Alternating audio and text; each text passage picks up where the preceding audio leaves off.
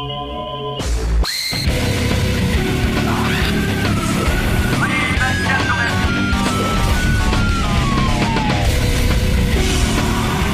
got Bob Levy on the phone because, hey, Bob. Sure. Can you hear me? Yeah, hold on. Let me lock you in so I don't lose you. Okay. All right, you know how you're always saying, like, Chappelle ripped off your material and stuff? That wasn't exactly how I said it. But other comedians have. You get incensed when other comedians rip off your material. Yeah, I mean, the way it happened that way in the crowd, yeah, that was one thing. So anyway, Brent from 𝗵𝗶𝗍 Show, he's pissed off at you because he says you stole his bit. What is that? So I'm going to put Brent on with you and let you guys take it up, okay? Okay. All right. Brent. Hey, Brent. Hey, good morning. Good morning. This is Brent from 𝗵𝗶𝗍 Show. He's Bubba's producer. What did Bob Levy steal from Brent? Well, I mean, it's all. I mean, it's all of our bit. But it came to my attention that Bob. And I don't know that it's Bob or who came up with it. That Bob does our shock collar bit on 𝗦𝗄𝗿𝗄's show. This is where you take a shock collar and shock the balls. Well, from what I understand, they put it around the neck, which is originally what we used to do. Right. When we first came up with the bit, we used to put it on people's necks. And then what do? You shock them when they get something wrong, an answer wrong. An answer wrong, or they do karaoke. You do kind of like almost an American Idol where they do karaoke, and when they're bad, the judges shock them. That's a funny bit. In other words, if someone comes in and says they can sing, and if the judges think they suck, they shock them. Yeah, right. I love shock collar karaoke. That's great. That is a great bit of yours. That is a classic bit. And we even went so far as to trademark it back in 2003. It's federally trademarked. Because it was such a good bit. Yes, absolutely. Because who knows, someday in the weird world of television, it could end up being a show. Yeah, I really, back then I didn't so much sympathize with you, but now I really do. That we've been on Sirius, and they've shown some of our bits on Howard TV. Radio assholes all over the country are ripping them off, and now I really understand what you were talking about. So Bob Levy goes on another show and rips off your bit? Yeah, and I don't know if it was his idea. I don't know if it was the show's idea. What show is this? Yeah, first of all, that wasn't my idea, and that wasn't the first time we did it on a 𝗦𝗄𝗿𝗍 show. Oh, so 𝗦𝗄𝗿𝗍 is doing shock collar karaoke. Well, no, we haven't. No karaoke. No, we were stun gunning the guy's penis and with the shock collar on him back in San Antonio. I mean, that was when he was in San Antonio. I mean, I don't know. What about that, Brent? Maybe 𝗦𝗄𝗍𝗍 developed this bit. What do you think of that? I highly doubt that. We started doing this bit in. How far back does this bit go, Brent? We came up with it in 2000, 2001. When did 𝗦𝗄𝗿𝗍? When was he on in San Antonio, Bob? And when were you doing this? I wasn't in San Antonio at the time, but I remember doing it. Like I was doing it over the internet, and it was around like that time. I don't know. He was doing it in. I think he was around in Kansas too. I mean, I don't really know. I didn't come up with the bit, so I don't really know what he's talking about. You know what I mean? So this is really an argument for Chris and Brent. Yeah. I don't even think it's an argument with Chris. I mean, I mean. Well, it is an original idea, and it's an outrageous idea. So if whoever came up with it should be credited, at least. I mean, I'm a big proponent of that. Mm-hmm. I mean, I've been ripped off all over. Hey, Sal, what do you want to say to this? No, I was with Bob Levy way back when we left K-Rock. Mm-hmm. And 𝗦𝗄𝗿𝗍 has been doing it for a while. No disrespect, Brent, but they're not doing shock collar karaoke. 𝗦𝗄𝗿𝗍 used to shock people's balls with a taser gun. Exactly, and where do you think they came up with that idea, Sal? Well, I don't know, but shocking itself, Jackass, I know 10 years ago, used to put shock collars on guys, and they would shock them as well. Brent, that is true. I remember I got a letter from Johnny Knoxville when he was 16 years old. He was not on Jackass yet. And now he's 53. I don't know what he looks at. But anyway, Johnny used to write me. He was a fan of the show, and I remember this clearly, and I'll tell you why. He wrote a letter and said he would like to come on my show. He was a high school kid. He said, I want to shock my balls. He wants to take a taser gun. What do you call that? A taser. He wanted to taser himself. Wanted to taser himself. So I went to Tom. I said, this kid writing me. He wants to taser himself. I think this would be funny. And Tom said to me, under no circumstances will I allow a guy to come in and taser his balls. So I said, okay. And I was like, and then next thing I know, about 2 or 3 years later, this guy's on Jackass tasering his balls, making a fortune. Working for the same company. Working for Viacom, which was the same company telling me I can't do something. You know what they didn't have that we did? Tom. Right. I mean, Tom, and I went, Tom, you motherfucker. But Brent, so I don't know, but maybe a kid heard this on your show and then took it. Yeah, because to be clear, though, I mean, when they're using a taser, they're not really using a taser. They're using a stun gun. There's a bit of a difference. Uh-huh. But I think where the original idea from us came is hooking up a dog shock collar to people. Right. Yeah, I understand that. And in fact, I mean, I've had many bits that have been taken and like altered a little bit to make it look like they're being original. Yeah. So I don't know. Yeah. I know Chris. Chris is a friend, and I don't know. And I like Chris too. I actually have a lot of respect for the guy, and I'm not mad about it. It's just it seemed odd to me when Levy was on getting so pissed off at Artie. Right. That's what kind of set my radar up. I wasn't pissed off at Artie. I mean, I don't know what you know, it was a different argument. No, you were pissed off at Chappelle, but Artie was you know. He said something on the wrap-up show. It had nothing to do with the joke or anything. It was just something he said that pissed me off. All right. So in other words, there's no beef here, I don't think. Mark, what do you want to say? This is Mark from Jersey City, New Jersey. Howard, I can't believe that Levy would be involved in stealing material like that. There's got to be some kind of mix-up or something. Do we have a tape of that? Or something that we could hear as a verification of this? Bob? Artie, do you believe this? It sounds like, I mean, listen, it's a real funny idea. Do you think there's any way two people in the world could have thought of this? I think there is. Not two radio guys. No? No. Radio guys just steal shit from each other. Hardly one. But I want to get clear, Brent, what exactly are you saying? That someone specifically took the bit of putting a collar, a dog collar around. And Yeah, That's what he's saying, yeah. Yeah, because honestly, when we came up with that bit, I don't know of anybody in the country, and I keep up with the business quite, I stay up on it. I don't know of anybody in the country that was doing that bit when we first started doing it. I know Brett is very thorough. He did. All right, well, Brent, can I give you something? How about, Howard, when Richard licked my balls, you guys went out and had a ball licking segment as well. But they credited us. Yeah, Okay. we credited you. Okay. And All right. And to be fair, we also for these two guys in Jacksonville, we had a funeral back then, and we credited Howard then. We said we think it's a good idea. Howard came up with it. This is Howard Stern's idea, and we're going to do it. Yeah, I kind of like, at least like when somebody takes a bit from the show, that's what pisses me off about Jay Leno. Jay Leno thinks because he's on TV, it's a different universe. No, it's a bunch of guys all taking my shit and just kind of acting like they're, and then they burn it into the ground. And they do it over and over and over again. And then when I do it, they go, oh, you ripped that off from Jay Leno. Oh, that would just incense me. Yeah, well, it makes me nuts. Yucko, you're on the air. Hey, Brent, you always start shit. Remember you said that stuff about me I said something about you on the message board and you were to get me in a bubble gun and all that stuff? You just need to calm down, dude. You sawed-off fucking clown. Oh, fuck you, you bald fucking mongoloid-looking piece of shit. Okay, look at the fucking airtime. Anytime you want to settle this like a man, Yucko, I will fucking knock you Everybody knows you can kick my ass. You can kick anybody's ass, you big fucking Neanderthal-looking fucker. Any day you want, you pussy fucking child molesting clown. I don't want to fight anybody. You gonna fight him, Yucko? You gonna fight Brent? Fuck no, he'll fucking kill me. I just want him to shut the fuck up. Yucko, it's so great when Yucko gets, because Yucko's got a big mouth. Right, but he can't fight. He No, knows you can't that. fight. And boy, you can get him to apologize when you're in a room with him. Oh, yeah, we did that to him with the black guys. Sal got two black guys. Apologize to me. What? Just like you bitched out when Sal brought those two black guys backstage, you bitched out then. Yeah, you would too if you saw the size of those. They made Yucko say, I'm a white piece of shit. And he said it. And then he said, louder, motherfucker. He goes, I'm a white piece of shit. Did we put that on Howard TV? Yeah, we got to put it back up. It's so funny. That should be one of those things that just is always A up there. perennial. An evergreen. Sal gets these two black guys who he knows, and they get these two black guys to show up, and they go, "Hey, Yucko, you used the N-word, didn't you, in your act?" He goes, "Yes, I did." And the black guys go, "Well, we're gonna kick your ass." And Yucko's like, "Uh-oh," and he goes, and Yucko's shaking. He's shaking. He goes, I'm so sorry, guys. It was just an act. Yeah, I thought they fucking had a gun though. and then oh yeah, Right. And then the black guys go, "All right, if you want to apologize, you have to say I'm a white piece of shit."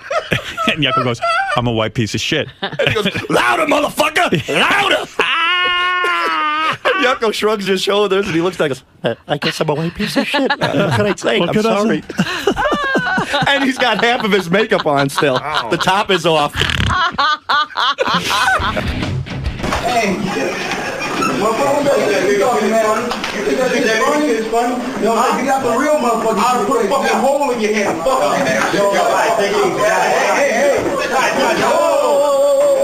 I want you to fucking apologize. I want you to apologize. You a sorry motherfucker. I want you to tell me that you a sorry motherfucker. You apologize and you a piece of shit. A piece of white trash. Say that shit right now. I'll get over there and beat your fucking ass. What the? Say that shit. Say that shit, motherfucker. Fucking say it, man. Fucking say it. Come on. He's fucking say it. All right, let y'all go apologize. I'm sorry. It's just an ass. I want you to say I'm a white piece of shit. Say it. Say it. No, I want you to say I am a white piece of shit. I mean, no, I don't want to hear no fucking I guess. I want you to say, repeat after me. I am sorry. I'm sorry. And I am a white piece of shit. That's all I need. You punk ass bitch. No, you don't say. No, listen, it's fine. I'll do it. Guys, come on, man. Fuck him up. Guys, come on, man. Fuck him up. No, listen. But let him. By the way, piece of shit. Been pranked.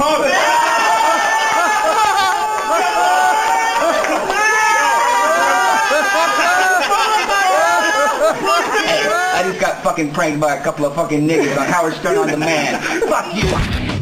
So, Yucko, you're not going to fight Brent, right? Fuck no. I just want him to apologize. He knows that I didn't say anything about him. I'm like Gary. I kind of take things personally about the show, and Yucko gets on and says all kinds of bad things. When did I fucking say anything about Bubba or you or anybody, dude? You get on there and say, oh, I'd never, on the Stern Fan Network, oh, I'd never listen to Bubba. I don't even go on that fucking site. Oh, okay.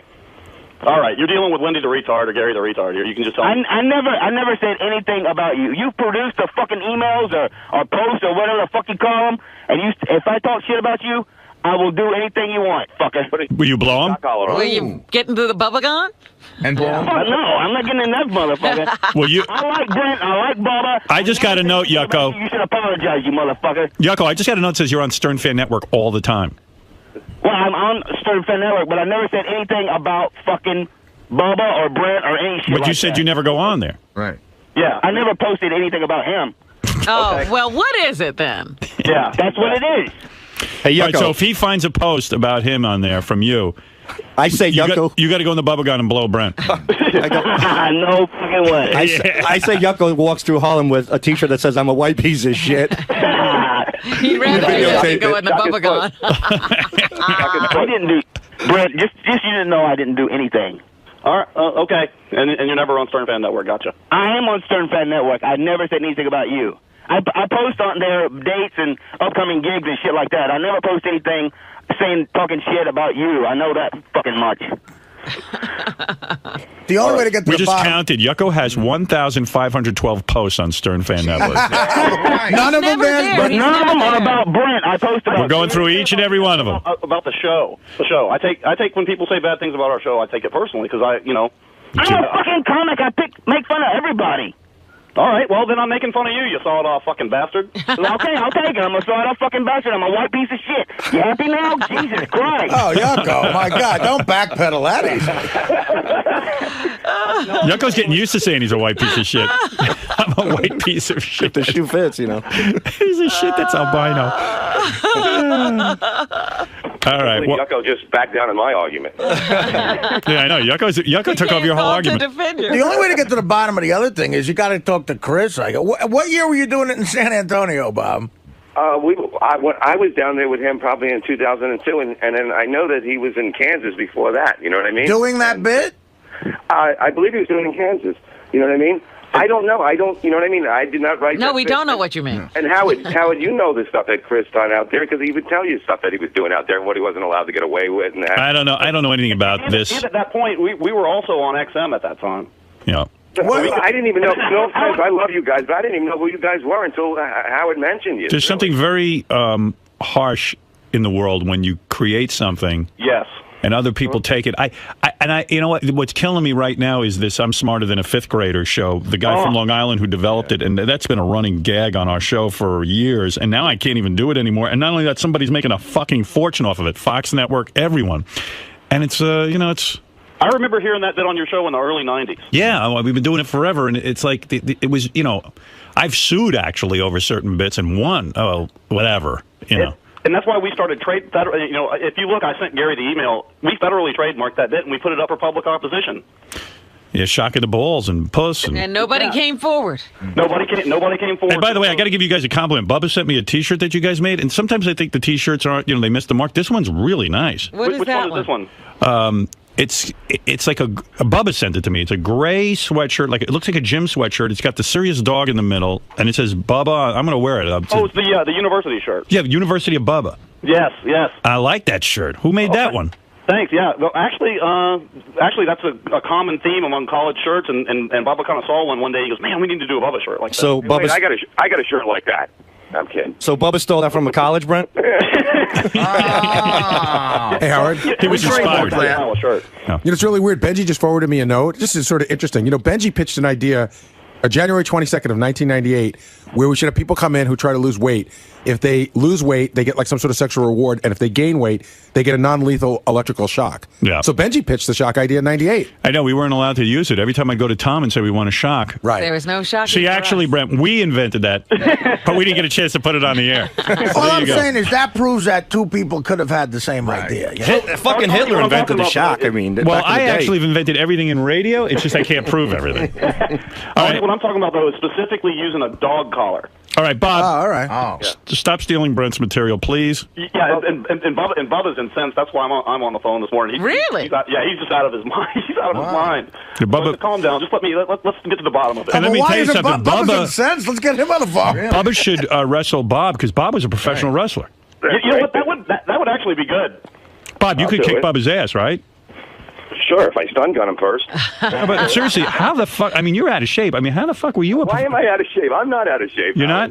No. You can still wrestle?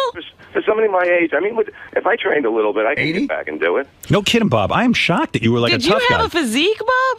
I wasn't huge, but I mean, I was in decent shape. You know what I mean? Why are you out of shape? Every weekend for 4 hours every Saturday you throw up blood. Yeah, but that's my gimmick. I spit it in his eyes. That's how I close them. I never saw someone. There's times where Levy might die in front of you. He's coughing. He's a wrestler that does coke every weekend. Oh, so that's what it is. I can go 20 minutes in the ring.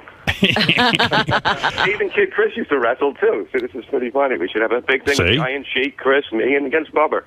Bubber. All right, hey, Brent. Yes, sir. I don't know if we got to the bottom of anything, but You are gay. You know what? And before I just wasn't that upset about it until I heard that argument with Artie, and I was like, okay, this is kind of odd. Right. There wasn't an argument with Artie. I mean, me and Artie are friends, man. No, I understand. friends. Now you're friends. He forgets the argument. You had a huge argument, Bob. You weren't going to even. Turn show. You argue on the air. You don't argue off the air. I Right. mean, that's how the show is. I mean, we're friends. And Yeah, we get into an invented that. argument. We invented arguing. Exactly. I don't want to hear you. We invented arguing on the air. I pitched arguing. I remember January 1998. of '98. I pitched if two guys have a disagreement, they should yell at each other On the air. and give their opinions out at the top of their lungs and yell over each other. We never called it an argument. Quite frankly, Exactly. we did invent that on the radio. I'm telling you, nobody really did. Nobody used to argue on the air. All right, hey Brett and Bob, thank you very much, and I don't know, that's it. Yeah, Listen to Brent today on the Bubba Show from 3 to 7. 7, and then tomorrow morning live, we're going to have a black guy versus a white guy panhandling and see who comes up with more money. White guy. White guy. Yeah, I say that too, and we're going to have the white guy dressed like a bum, and we're going to have the black guy dressed nice, and see if he can. Still, we can even. See, that's what I consider that the weakness in the argument. You're going to have the black guy dressed nice, so nobody will think he needs anything. Have them wear the same thing so there's a control group. Yeah. Okay. Plus, we're doing that at 3 o'clock today on the Kid Chris Show. Thanks. Bye. All right. Thanks, Brent. Thanks, Okay, Bob. thank All you. right, bye. I don't know. I hate missing up any Bubba incensed opportunity. I wish Bubba would have called. Yeah, Bubba should call the line. What was he incensed about? I can't even talk, Brent. Do this. Because Brent comes on, he's all rational. Well, one thing I know for sure, because we copyrighted this, Sal and Richard invented ball licking on the air, like licking each other's sack. So far, nobody's stepped up contesting that. Right. Nobody's contesting that, and they won't even do it. No. Nobody wants to steal it. Here is the actual copyright, Shock Collar Karaoke, that Brent and Bubba filed. Actually have the trademark, actually. How do you copyright that? It's trademarked. Shock Collar Karaoke. Here's the deal. That's funny.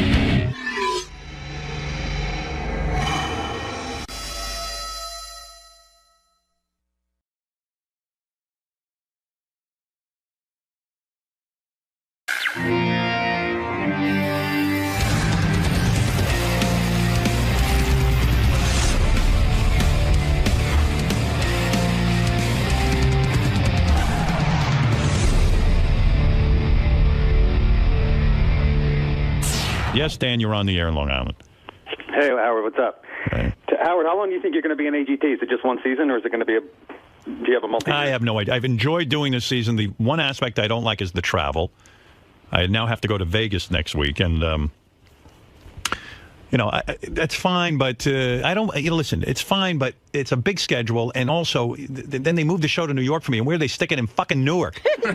I mean, if I had known that up front, I don't think I would have done the deal. They might as well live it in California. Yeah, I think I could get there faster. The whole idea of shooting the show in New York was that I got a morning radio show I got to get to. Newark's an hour away if I'm lucky with traffic. I don't know what they're doing, but they're very nice people. They treat me wonderfully. I've got no complaints. But as far as another season, I don't know. I mean, we'll see. Well, if America likes it, then we'll decide. Yeah, it hasn't happened yet. It hasn't even happened. So. Well, I usually don't watch those, Howard, but I'm looking forward to it. And thanks for me anyway. 15 years of great radio. All right, Dan. Thank you. Thank you. You bet. Bye. Right. What was about the other 15? Well, he's only been listening for 15, I'm assuming, or we had 15 shitty years. And, I hope that's what he I'm doing this so long. Took Will Murray an hour and a half to get out of Newark after a Nets game last week. Can you imagine me? I finished that taping at 10 o'clock. And you're not going to be the first to get to leave. No, I gotta get. By the time I get out of there, what Will? It was one of the most frustrating experiences of my life. I mean, they think... And you're, like, in the same place that he's going to be, right? I wanted... right there. There's such a great studio in Brooklyn. Yeah. Right over the bridge. In Brooklyn, they got this place called the Ship something, I don't know. It's that shipyard. Yeah, Ship something. They got these big, Ship luscious terminal. studios there. They could have built the AGT studios. And you'd be home in 20 minutes. I'm telling you, it didn't move. Like 2 blocks, I could have literally crawled quicker than it took me to drive. Well, I got news for you. I'm judging from Brooklyn or I'm judging from Silver Cup Studios. It took you, how long, an hour and a half? An hour and a half to get out of town. That's what I mean. I can't do that. For a I got a shitty job. Nets game. I got a fucking job, Will. Your crowd's going to be bigger than this. A Knicks game or a Nets? Nets. Like, nobody no one cares even about the goes. Nets. How could they have traffic at a Nets game? The players. Oh, what they did to me. What they did to me. I said, you're going to Newark. No, that's a whole other country over there. That's like going to the Poconos. Hey, Howard. Yeah. Can you helicopter? No, I'm not helicoptering at night. But that would be like 10 minutes. I know. I'm not doing it. I don't want to die for AGT. You know, how fucking dumb will I feel? Oh, no. And then you can take the PATH train every 10 minutes. Yeah. Oh, man. Hey, Ronnie, realistically, how long is it going to take me to get out of Newark and get home? 10 o'clock at night. 10:30, 11:30. I could maybe, I won't be in bed till noon. Until What midnight. time does the show end? Ronnie, seriously, give it to me. Give me the straight fucking answer. It's hard to say, depending if they're doing any kind of construction at night. You know, at the My luck, tunnel they'll be or doing whatever. plenty, yeah. Without if there's no traffic at 10 o'clock at night, it should take 45 minutes. But When is there no traffic? yeah, it should take 45 minutes. But it'll be an hour. Going there, at least. That's what that's That'll going to be a big problem, yeah. Yeah, and then you know I'll have to leave 2 hours early because you'll say, well, what if there's traffic? Yeah, well, you know, they'll probably want you if it's an 8 o'clock. It's live at 8 o'clock. They're probably going to want you there at 6, right? For Of makeup course. and hair and all that. Well, that's right So in you're the going to middle be of leaving rush right in the middle of rush hour. hour. Yeah. I want to hang myself. I mean, I was talking to Will. He was just talking about it. He said it took him forever to get the credential, Yeah, I which know. is right in the air and this other thing. I have to leave now for July. I mean, you know where you run?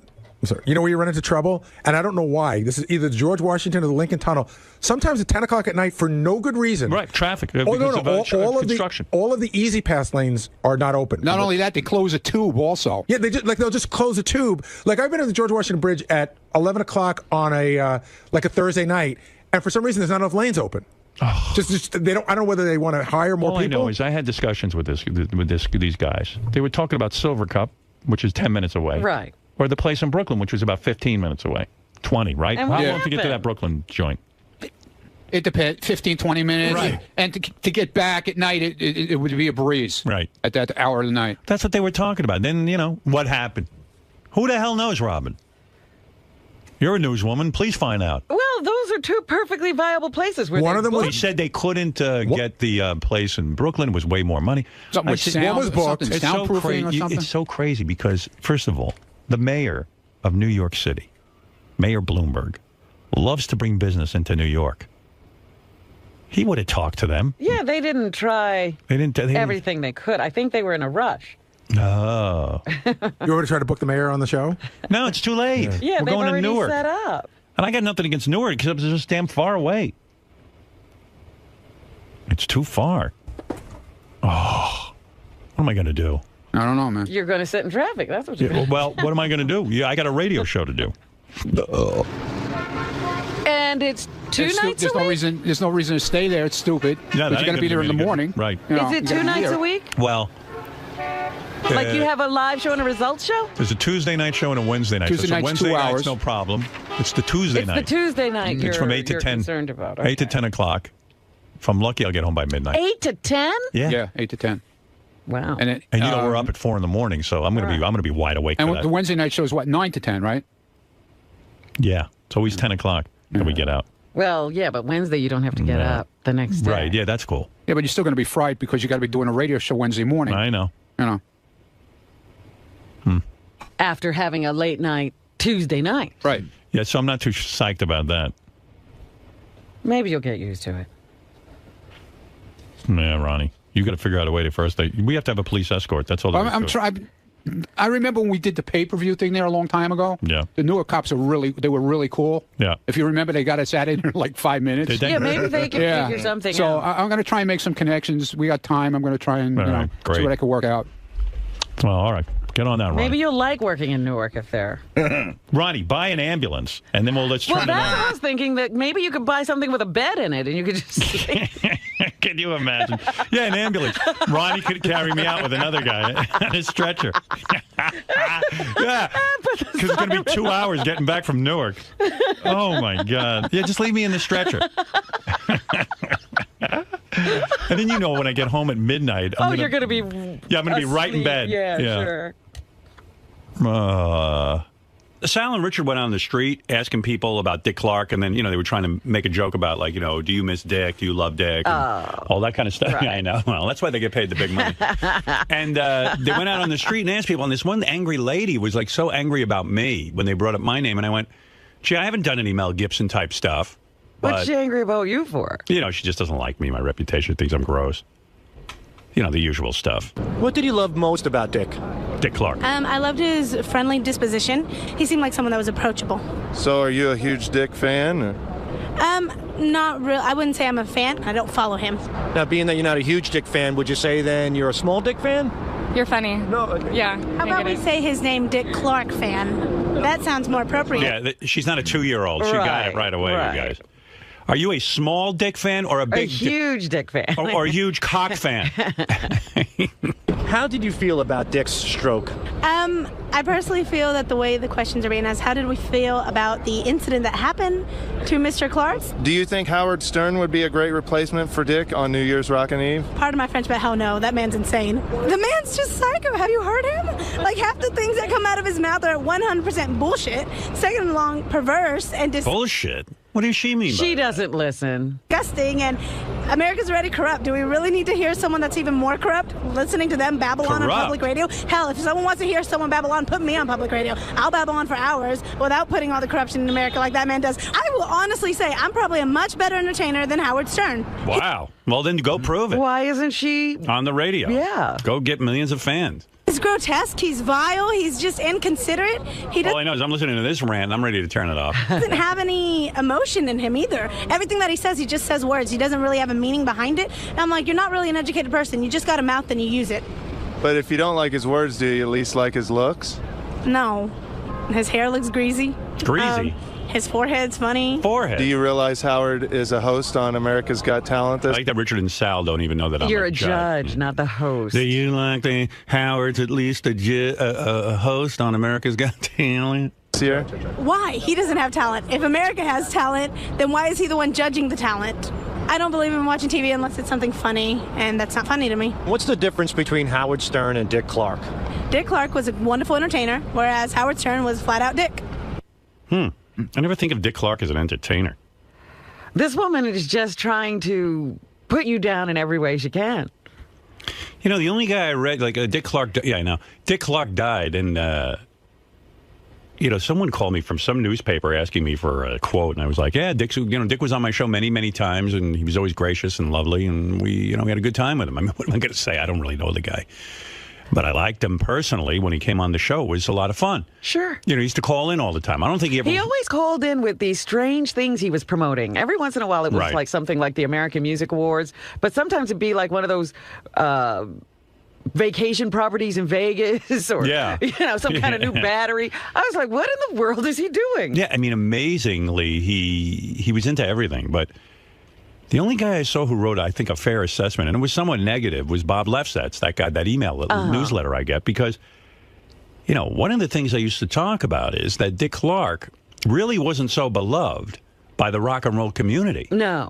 Musicians did not love Dick Clark. You know, I've been reading a lot of horseshit comments about how Dick's going to be missed and all this stuff. Well, there was a lot of what he did for rock and roll. Yeah, and I remember, I think it was George Harrison. I'm not sure exactly. But I remember reading there were a bunch of musicians who were very upset with Dick Clark because what he would do is he'd take all their music from American Bandstand and sell it. He'd make them sign a weird release where he could somehow own their music. Well, whatever that performance was, he owned it, yeah. Yeah, he owned that performance. And then when George Harrison said to him, don't you think the artist should get some piece of that? And Dick was kind of like, I don't think so, pal. So the rap among some musicians, not all musicians, but the rap among some musicians was that Dick Clark made his empire off of their hide, which wouldn't be the first time that a business executive figured out how to take creative people and fuck them over. But Dick was an entertainer in the sense that he was an excellent game show host, and he made people feel good. He was a good host. I mean, I enjoyed him when he was on our show. Yeah, and bloopers, bleeps, and blunders. He started that whole thing, and he caught on to the award show craze and created a couple of those. He was an entrepreneur. You know, he was a guy who understood what people liked, and I will miss him. I like Dick Clark a lot. I thought at the end that him doing the New Year's Rockin' Eve after his stroke was... and I think Bob put this in his column. I'm not sure if it was him or not. Someone did. It was like unbelievable narcissism. It was like enough, you know, like you really don't need to be on TV. Do you realize even before, you know, we talked about that it looked like he had plastic surgery. Yeah. And a couple of days before he died, he had surgery on his eyes, you know, like he was going to keep going. Did he really have surgery on his eyes a couple of days before he died? And he was supposed to go in for another one the day after he died. He wanted plastic surgery so he'd look younger. No, it wasn't. I think it was cataract surgery or something like that. But, you know, this guy was... Well, that makes sense. Down for the count. Oh, I thought you meant he had, like, you know, surgery to make himself look younger or something. No, but he had plastic surgery. Yeah. That was obvious from the last appearance on... He loved being on camera. Eve. He loved being on camera. But, you know, for me, Dick Clark represented a type of broadcasting I was never really happy with. But as I've gotten older, I understand, you know, there's a place for all of that. You know, not everyone has to be outrageous. Not everyone has to be the maniac that I am. You know what I mean? Like, he did a fine job of going on and doing his thing. Kind of like Ryan Seacrest. You know, everyone says, oh, well, Ryan Seacrest is the heir apparent to Dick Clark. And, you know, I don't know about that. I mean, what has Ryan Seacrest done except host American Idol? And he does have a radio show. He now produces some TV shows. Yeah, he produces some TV shows. I know he wants to be Dick Clark, and maybe he will be. I don't know. And he hosted New Year's Rockin' Eve. If Dick Clark's legacy is he understood how to be bland, then Ryan Seacrest is the new Dick Clark. And you know, Ryan Seacrest has said, I'm happy with that. I want to be that. You know, he's a pleasant-looking guy, a nice-looking guy who, you know, can go on TV and, you know, be an announcer. I guess if I was really good-looking, which I'm not. You wouldn't have this personality. Yeah, right. I would be like, I'd be a guy on TV going, hi, everybody. Ryan Seacrest. Yeah. Well, anyway, we'll miss Dick on our show because... Well, he hasn't called in years. We haven't heard from him since he had the stroke. You can understand why. No. Me neither. So, do you have kind words for Dick? I love Dick. That's it. Yeah. Dick Clark, that is. Yes. Okay. How fond are you of Dick? Well, New Year's ain't gonna be the same. How did you feel about Dick's stroke? I was like, oh no. See, now you know what that made me think of? It can happen to anyone. Right. At the end of the day, we're just human. So are you a huge Dick fan? Or? I'm a fan, yes. Are you a huge Dick fan, or were you a small Dick fan? I mean, I'm a huge Dick fan. Absolutely. Do you think Ryan Seacrest will do as good? I don't like Ryan Seacrest. He's a little too arrogant and stuck on himself. Never be Dick Clark because he comes from a different era. And who's more talented, Ryan Seacrest or Howard Stern? I put Howard on it. Let Howard do his thing.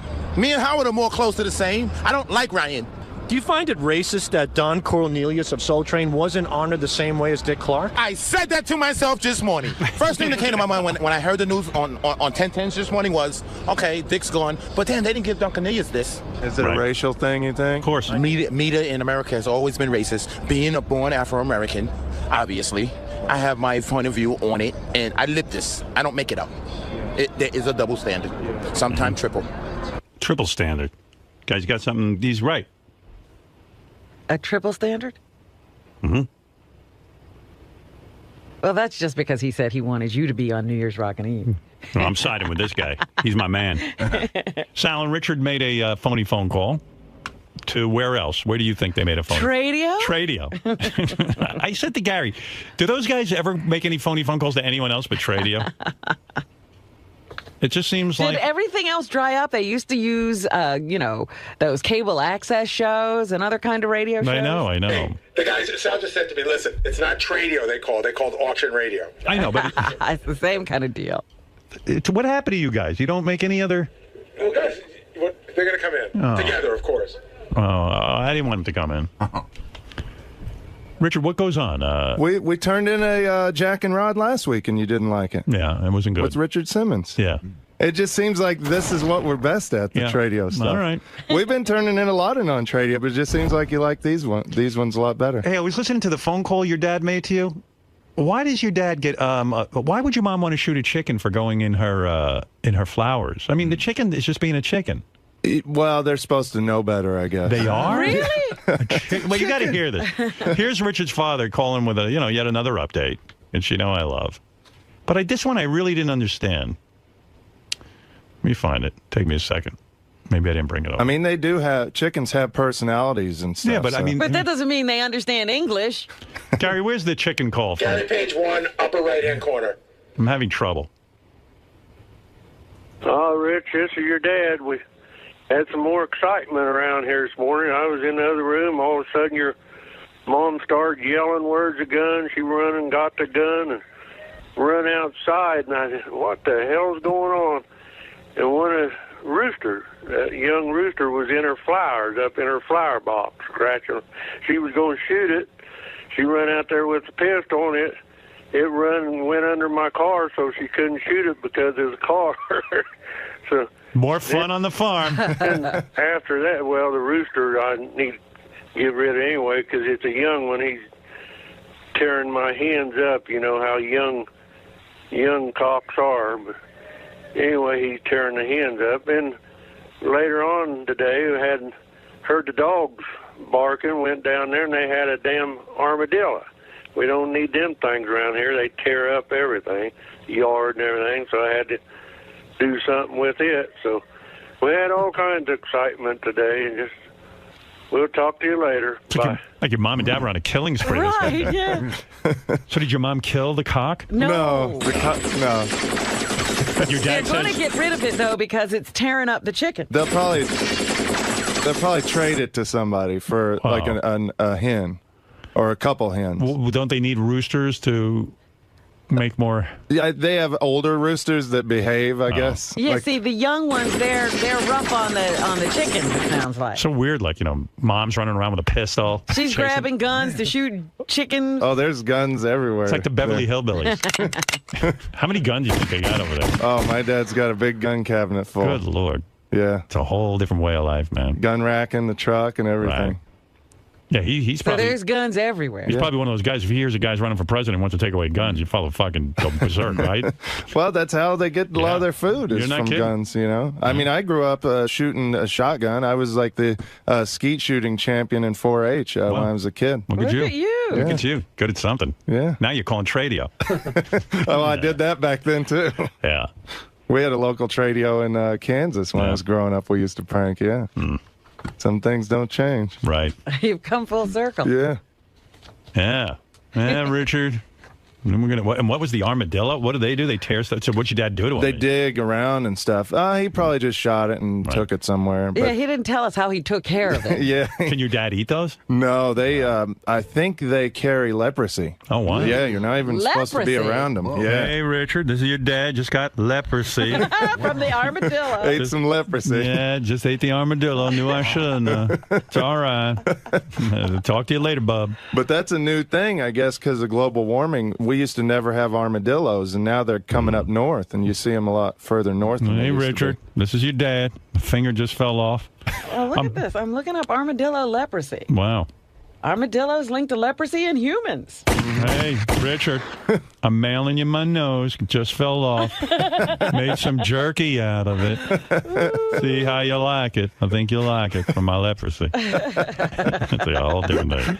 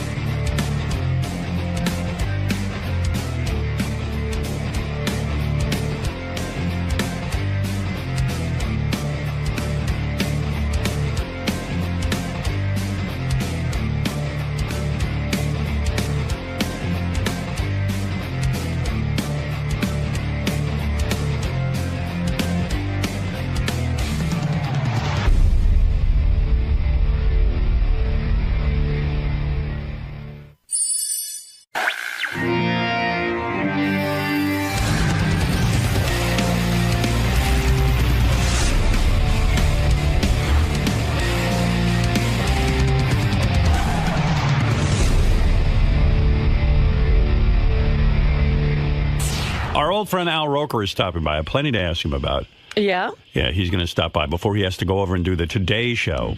Well, he's probably running over from the Weather Channel where he already did a show. Oh, is that right? Yeah, I think he gets up very early and does something on the Weather Channel, and then he goes over to NBC and does the news or the weather on the Today Show. Yeah, I feel somewhat tied into the Today Show after I wrote my piece for Time magazine. They have a list of Time's 100 most influential people. Matt Lauer was one of them. And I wrote the blurb on Matt Lauer. You know, it's like 3 paragraphs that you get to write. It's crazy, though. Matt Lauer said to me, this is how it works. He said to me, and I didn't know this because I actually was named years ago one of Time Magazine's 100 most people, whatever it is, most wonderful people. And David Spade wrote the piece on me. Yeah. But I didn't have a choice as to who would write the piece. No. Of course, I just assumed they picked the person. So anyway, Matt said to me, I asked 3 people to write your piece for Time Magazine. Write the piece for Time Magazine. Would you be one of them? And then they contact you if they choose you. So Matt gave them 3 names. Oh, you didn't give any names when you did it, right? No, that's what I'm saying. It's different. Although maybe Matt gets that kind of treatment because he's Matt Lauer. And they didn't trust you. Yeah, like I'm a scumbag or something. I don't know. But I don't cooperate with that stuff anyway. When people call me, I don't cooperate. Right. Unless I'm promoting something. Maybe they did call and you ignored them. Well, whatever. Anyway, so Matt came to me and he said, would you be one of the 3 people? Do you know who the other 2 were? I do. Well, he told me one, and then one he said he couldn't remember, which is ridiculous. I think he didn't want to offend me. Oh. So anyway, I never heard from Time Magazine, and I never heard from Matt, so I just assumed they chose someone else, and I was thrilled. But you wrote it. But no, I didn't write anything because no one contacted me, Robin. This is what I'm telling you. I was sitting around. No one contacted me from Time Magazine. And I got an email from Matt Lauer saying, hey, you know, the people from Time have been trying to get in touch with you, and you've never returned. They want you to write the piece. I was thrilled not to write the piece. Anytime I don't have to write anything, I'm happy. Writing to me seems like an assignment in school. Right. You know, talking on the radio, no problem. Come in here and talk. But as soon as someone says you got to write something, I'm like, oh, my God, that lives on forever. You know, I don't want to deal with it. I'm a better talker than I am a writer, I assume. You hope. I hope. Anyway, so I said to Matt, I'd be more than happy to write the piece. No one from Time Magazine has contacted me. I'm sitting here. I didn't get anything from them. He said, well, maybe they contacted your agent. And our agent was away. He was in France. Oh. He was on vacation. So I don't know what happened. So Time Magazine got in touch with me. And I spoke to the woman over there, and she said, we want you to write the piece on Matt Lauer. I said, no one got in touch with me. I said, I said, okay, I'll write it. I said, I got to do America's Got Talent today, all day. And then on Thursday, I'll write it, and I'll get it to you over the weekend. They go, oh, no. This is Time Magazine. This is Time Magazine. We need it tomorrow. I said, tomorrow? I go, I'm not available tomorrow. They go, well, we're Time Magazine. We have a deadline. I go, but I'm not available tomorrow. They go, well, that's not our problem. It's your problem. My goodness. How did it become your problem? It was my problem because what am I going to do? Say no at this point? But it's their magazine. I know. Can you imagine? Now it's my problem. So she said, make it easy on you. I'll interview you right now. And then I'll write it up and send it to you, and you can tweak it. I said, okay. So she started interviewing me. About 3 seconds into the interview, she goes, okay, I got enough. So I said, well, what kind of thing is that? Well, they sent me back something that really, I think Matt Lauer would have been insulted. Oh, geez. Well, because really, no one else can write that for you. It's like writing a book. You got to do it yourself. Like when I wrote my book, I had the great Larry Ratso Sloman help me. But at the end of the day, I had to sit there and write stuff because, as Larry would say, Howard, you got to work on this because you got to put it in your own words. Mm-hmm. So, anyway, so then I began fastidiously working on this thing because, after all, you don't want to disappoint somebody when they ask to, And not only that, you've got your name on it. I've got my name on it, so quickly got that together. And so now in Time Magazine, there's a little blurb from me on Matt Lauer. And the things are you pleased with it? Yeah, I think I made some good points. I made the point that here's a guy lost his hair, and you figured he'd lose all his ratings once he lost his hair because women love him. And he only got bigger for losing his hair. I said his hair was holding him back. I said he's like the anti-Samson. He is, right? And I said no matter which fucking nudnik they put him with, I used the word nudnik. For Katie Couric or... Right, I said any of these nudniks. Meredith Vieira. Yeah, he does well. And then I complimented his wife, Annette. I said we would like, my wife and I would like, if we were going to have a threesome with a woman, it would be her. This is what you said? Yeah, you haven't read it? No. Oh, it's a lovely piece. And so that was that. No, he was very pleased with it. Actually, he called me. He said he was very excited. A lot of people got in touch with him. And in fact, Matt Lauer said to me, he says that my piece has become all about you. And quite frankly, I'm never asking you to do anything. That's for me. right. It was about him. Right. Where did you talk about him? I did actually talk all about him, but I was aware of that. A friend of mine once said, if you ever give somebody a eulogy, you got to make sure you don't make it about you. You make it about them. And so I was careful to make it about him. But he was saying that because I had written it, it was slowly becoming about the fact that I had written it. He's got Al Roker notes, and then I have some stuff to play for you. But So he's producing this new show called Big Easy Justice. Yeah. With J-Lo's production company. Oh, the other thing you may want to bring out is how GMA just beat Today's Show in the ratings for the first time in 16 years because Matt Lauer's on vacation. Big Easy Justice. Right, so they basically, this bounty hunter in New Orleans, they follow him. J-Lo's production company found this guy, thought he'd be a great television show. They wanted, Spike TV wanted them to team up with, a production company that had experience in this field, which was Al Roker. So this is a funny story. He sat on a flight between Alex Van Halen and his wife, and they asked him to move because he was sitting between them. But he refused to move because there was a dog in the seat they wanted to put him in, under the seat, and he was allergic to dogs, so he refused to move. I remember this story. We never talked to him about it? No. No, this happened. Great. That's a great story. This happened in January. Al Roker is here. He's promoting yet another new show that he's putting on TV. Now, do these shows last, or does he just keep throwing Al. them at the wall? Yeah. It's a good question. Good morning. Robin wants to know, all the TV shows you have, do they last, or are you just throwing them at the wall? That's her they question. Do both. I mean, DEA ran for three seasons. That's good. We're in the second season of. In fact, we just had our second season premiere of Coast Guard Alaska on the Weather Channel, and in fact, we're now starting a spinoff, Coast Guard Florida. Al, yes, the new show that you're producing, is it's about a bounty hunter. Yes. But the interesting thing is, you found this guy because J-Lo turned you on to this bounty hunter. I was going to say, please finish that sentence. Well, J-Lo turns you on. J-Lo is your partner in this one? Her production company is Everybody's got a production company, right? Hey, you know. Why not? How does J-Lo find a bounty hunter? Somebody from her company saw this guy, Tattoo, Gene Thacker, on local TV in New Orleans. Right. And thought, oh, this guy's great. So they brought him on. Does everyone make comparisons to Dog the Bounty Hunter? Everybody makes, yes. Yeah. Is this guy different than Dog the Bounty Hunter? He's different. First of all, I think he's a little cleaner. And, the Dog still has that mullet. Yeah. So what's going on? Hey, guess what? Here, note to Dog. It's no longer the 80s. Right. Let's move on. So do you feel competitive with Dog the Bounty Hunter? No. Is there room for two bounty hunters? There's room for, look, I mean, there's room for Lord knows how many pawn shows and how many storage shows. How many tattoo shows are there? That's right. Now there's 17. I mean, come on. So you're saying you found the bounty hunter from J-Lo. J-Lo's production company called you. They didn't call me. They brought this guy to Spike and Spike TV, which is where this airs tonight at midnight. And Spike midnight. Yeah.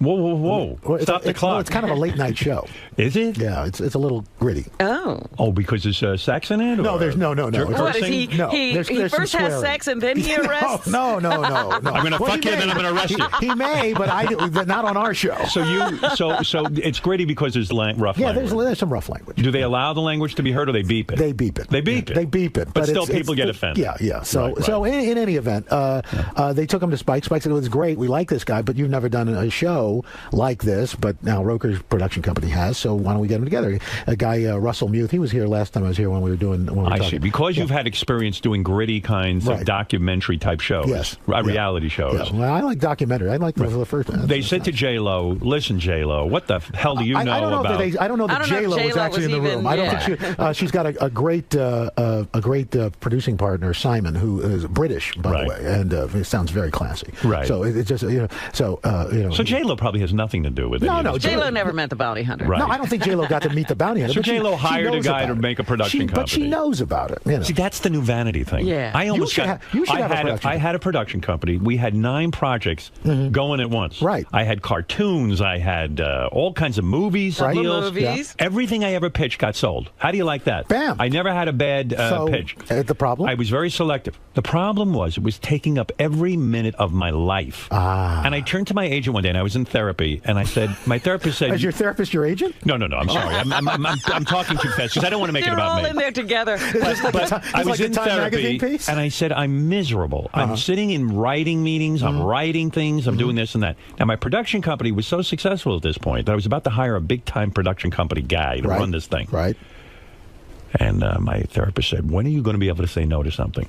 I said, you're right. If I said no to this stuff, I'd be done. I'd be free. Boom. I'd have free time. Yeah. I'm not enjoying it. Well, if you're not enjoying it, then there's no point in doing it. I said to my agent, I'm done. That's it. No more production company. Done. Howard Stern Productions are closed. We'll finish the 9 projects we have. Whatever happens with them, happens with them. And I'm out. And you're happy. I'm happier. Now, J-Lo, you see, J-Lo did what I should have done. Not show up and not do anything. You sit there. I'm not saying she doesn't. She shows up. She did. Did you have a meeting with her? No, I didn't have a meeting with her. Did she come to the premiere of this thing? No. What? You're doing it all. J-Lo's a little bigger than me. But J-Lo gets a check if this thing flies. Exactly. Wow. See, that's the kind of business you want. What is the deal? In other words, because you're doing all the work. I'm not doing all the work. I mean, just because she found this guy, she gets 50% and you get 50%. Yeah. Wow. But she's J-Lo, for gosh sake. Right. Does it annoy you that you're doing all the work and she's getting 50%? Because your deal gets sort of watered down. No. You know what? You're excited by this. Yeah, it's great. Have you had any conflict with J-Lo's production? No. Why isn't J-Lo doing the promotion? Yeah, why are you promoting? Why is J-Lo not sitting J-Lo's busy. She's J-Lo. She's really not busy. What is she busy with? American Idol? I don't know. Being a non-judge? I don't know. When you are coming to save our network. Yeah, no, listen. You are. America's Got Talent's already very. I know, but it's going to be bigger.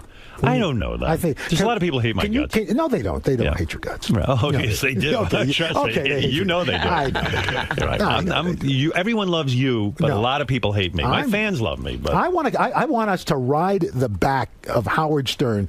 We want to exploit you as much as possible. I'm excited about it. Are you going to come? Are you going to do stuff with the Today Show? I am. I'm doing a lot. I'm doing an interview with Matt. Fantastic. It's already booked. I'm coming in May something. The first or second week in May. Right. Are you not doing Hoda and Kathy Lee at any point? Kathy Lee? I don't know. She didn't invite me on the show. I would do Hoda and Kathy. I would pay good money to see that. Well, I'm doing The View, and I'm doing... Are you going to do Wake Up with Al on the Weather Channel? If we bring a camera? See, I told you we had a Weather Channel show. Yeah, Al, that isn't fake. No one's heard of that. We've got 3 million viewers. But I'll be with you. I think we'll be doing something with you. I know we're doing something with you. Good. Actually, we are doing something with you. See? Yeah.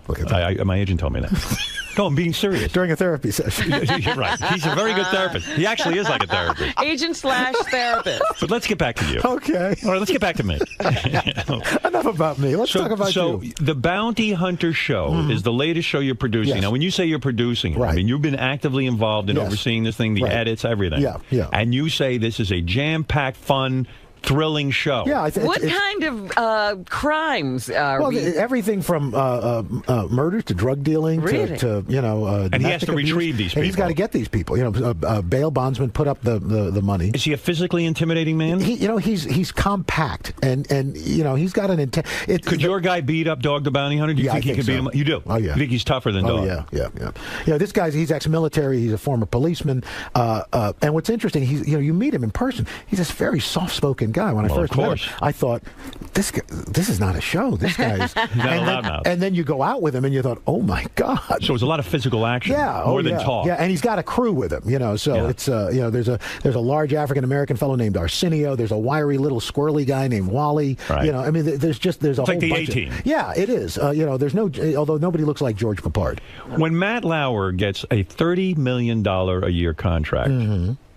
Do you sit down with your agent and say, look, and be serious. No, do you look down and do you look at this and say, I've been with the Today Show just as long. I've been part of the #1 show for a long time. I'm not saying I deserve $30 million, but certainly shouldn't I be somewhere in that league? Here's the deal. I feel I've got a couple more years on my contract. Right. And I'm sure when the time is there, I'm sure I have no doubt NBC will be fair. Do you think they are going to make changes on the Today Show now that Matt has a $30 million? I don't. There's been rumblings. Look, I don't think you'll see any wholesale changes. I think, look, like any show, we evolve, but I don't know. I think we're doing fine. What rumblings have you heard? Out of all I heard rumblings that they weren't happy with the woman. I don't know her name. The woman who who took over from Meredith Vieira. No, everything's fine. Everything's fine. You looked away when you said that. Because I was looking over toward. No, you weren't. Robin. Yeah, I went like that way. Is everything fine over there? Everything's fine. Did she fight with Sarah Palin while Sarah was there? No. Everybody was very pleasant. Don't you love Al, to be honest? I am being honest. Look, Sarah. Look, whatever you think about Sarah Palin, look, she came on. She was fun. She was nice. I mean, are you afraid to ask for that kind of money that Matt gets? Because are you afraid they would get rid of you? No, I don't. I'm not worried about. Look, first of all, I don't know what we've all read about what Matt's gotten. Who knows? Matt and his. No, I know what he got. He got $30 million. I mean, Matt showed him. He showed me. He showed me the contract. Had you over for the signing. Yeah, he did. I'm telling you, he got $30 million. Well, and God bless, because you know what? A rising tide. What do you get? You get 5? I don't know what I get. You know what you get. You know exactly. You know what? I will never talk about what I nobody. I mean, who cares? You get to what? Robin always brags. Fred brags. I brag. I don't brag. I was raised. You don't talk about. You're happy about it. I'm very happy. Are you allowed to endorse products? Yes, but I haven't. Why? Have you been asked to endorse a product? I have been. What did you get asked to endorse that you said, I'm not doing it? I got asked. I turned down a 7-figure deal to endorse a hospital group for bariatric surgery. Why did you? Oh, because you went through the surgery. Yeah, because I went through the surgery. Did you gain back 40 pounds since your surgery? Yeah, I did, and then I've lost it again. But look. Yeah, you do look good. I was going to say it doesn't look like you put on 40 more pounds. Yeah, no, I feel great. Are you training for something again? I'm trying to do a triathlon. Oh boy. Oh, you're going to have a heart attack. Just calm down. Really, honestly, you're going to reading the paper, you drop dead. Yeah, poor Al. Triathlon. Just calm down. You know what? Go for a walk. Not an Olympic triathlon, like a sprint. That's your problem. You got to get you're thinking a little too big. No, you know what? I need to have a goal. You know? If I'm not training for something, then I'm like, what do you do? Weights too? Do you weight? Yeah, I do weightlifting. Ever do yoga? Yeah, it's. I tried that hot yoga, and that's just disgusting. It's stinky. It is disgusting. It is, isn't it? I actually like it. Oh, it's disgusting. Don't people smell in there? Smell. And don't you worry you smell too? I could never be a trainer. I don't like my own sweat, let alone somebody else's. Did you wear the outfit when you? Yeah, it's hideous. Yeah, I can't imagine. Does anyone have a picture of you in that yoga outfit? No. I would love to find the guy who invented the cell phone camera and beat the snot out of it. You're so right. You worked with Katie Couric. Yes. You worked with Meredith Vieira. Yes. Now this other character, what's her name? Ann Curry. Ann Curry. I don't know. She's been on the show for years. That other nudnik. Nudnik. I haven't heard that since I lived in 𝗛𝗏𝗏. Well, I wrote a piece for Time Magazine. I said Matt had to adore every nudnik. So those are your main three women that you worked with, right? Yes, I worked with Jane Pauley. Jane Pauley. And Deborah Norville. Okay, let's do F, Marry, Kill. What? F, Marry, Kill. I never heard that. One you have to marry. Oh. One you have to kill. And one you have to F. Who was your favorite? Who would you marry out of all those? Wow, who would I marry? Yeah, in other words, you're the last man on earth. You got to marry one. Yeah. It's a deal with the devil. 4 women are left, or 5 women. Wow. I think Meredith. Meredith. Yeah. Was she your favorite? Yeah, I wouldn't say she was my favorite. Everybody's different, but I think there's this quality about Meredith that she just has this. She's just like, hey, whatever. But don't you think that might be a personality? You think Jane Pauley was way sexier than Meredith? I mean, you got to marry this woman and live with her and have sex with her. So you're saying you're more attracted physically to Meredith Vieira than even Katie Couric? I guess so, yeah. Would you kill Katie? I would not kill Katie. I just couldn't. Who would kill you her. F? You have one night. You married Meredith Vieira. She's out of the picture. She's now. done. She's done. She's your wife. But now you have to F someone. Wow. Have sex with them. Yes, One night. Right. One night of romance. One night. One hot, passionate night. Who would that be? Matt Lauer. No, come on. Yes, I'm serious. Would it be Katie? Well, of course. Why not? It would be. Sure. Katie would be the one you would have. I don't. I've never thought about that. Now, who do you kill? I mean, you got. In other words, the other 3 are dead. Yeah. No, they're not. Well, they can't be married or effed anymore. Well, no. The other 2. There's Katie's Deborah Norville. Right. No, I don't. This is no reality to this. In other words, it's an imaginary scenario. Yeah. Right. None of them are in real life, let's say, married, and you're not married. And now you have to kill one. Who do you get rid of? And why? And give me your rationale. I guess it would have to be Deborah Norville because she was there the least amount of time. Right. So you know her the least. Really don't so you don't feel that emotionally tied to her. Right. That killing her doesn't feel so bad. Yeah. Was Meredith Vieira your favorite person to work with on the Today Show? No, you know what? I loved working with Katie. I love working with Ann. It's like when people say, "What's your favorite barbecue?" I said, basically, what the barbecue I'm eating, I'm with right now that I'm enjoying. Really? Is that? Yeah, come on. I mean, that's such a diplomatic answer, but Al. it's true. I'm telling you. When you're there in the moment. See, you've worked with Robin forever. That's right. You've never not worked with Robin. Right. But if somebody else came along and you think he would never enjoy them as much as me? But he would, but in a different way.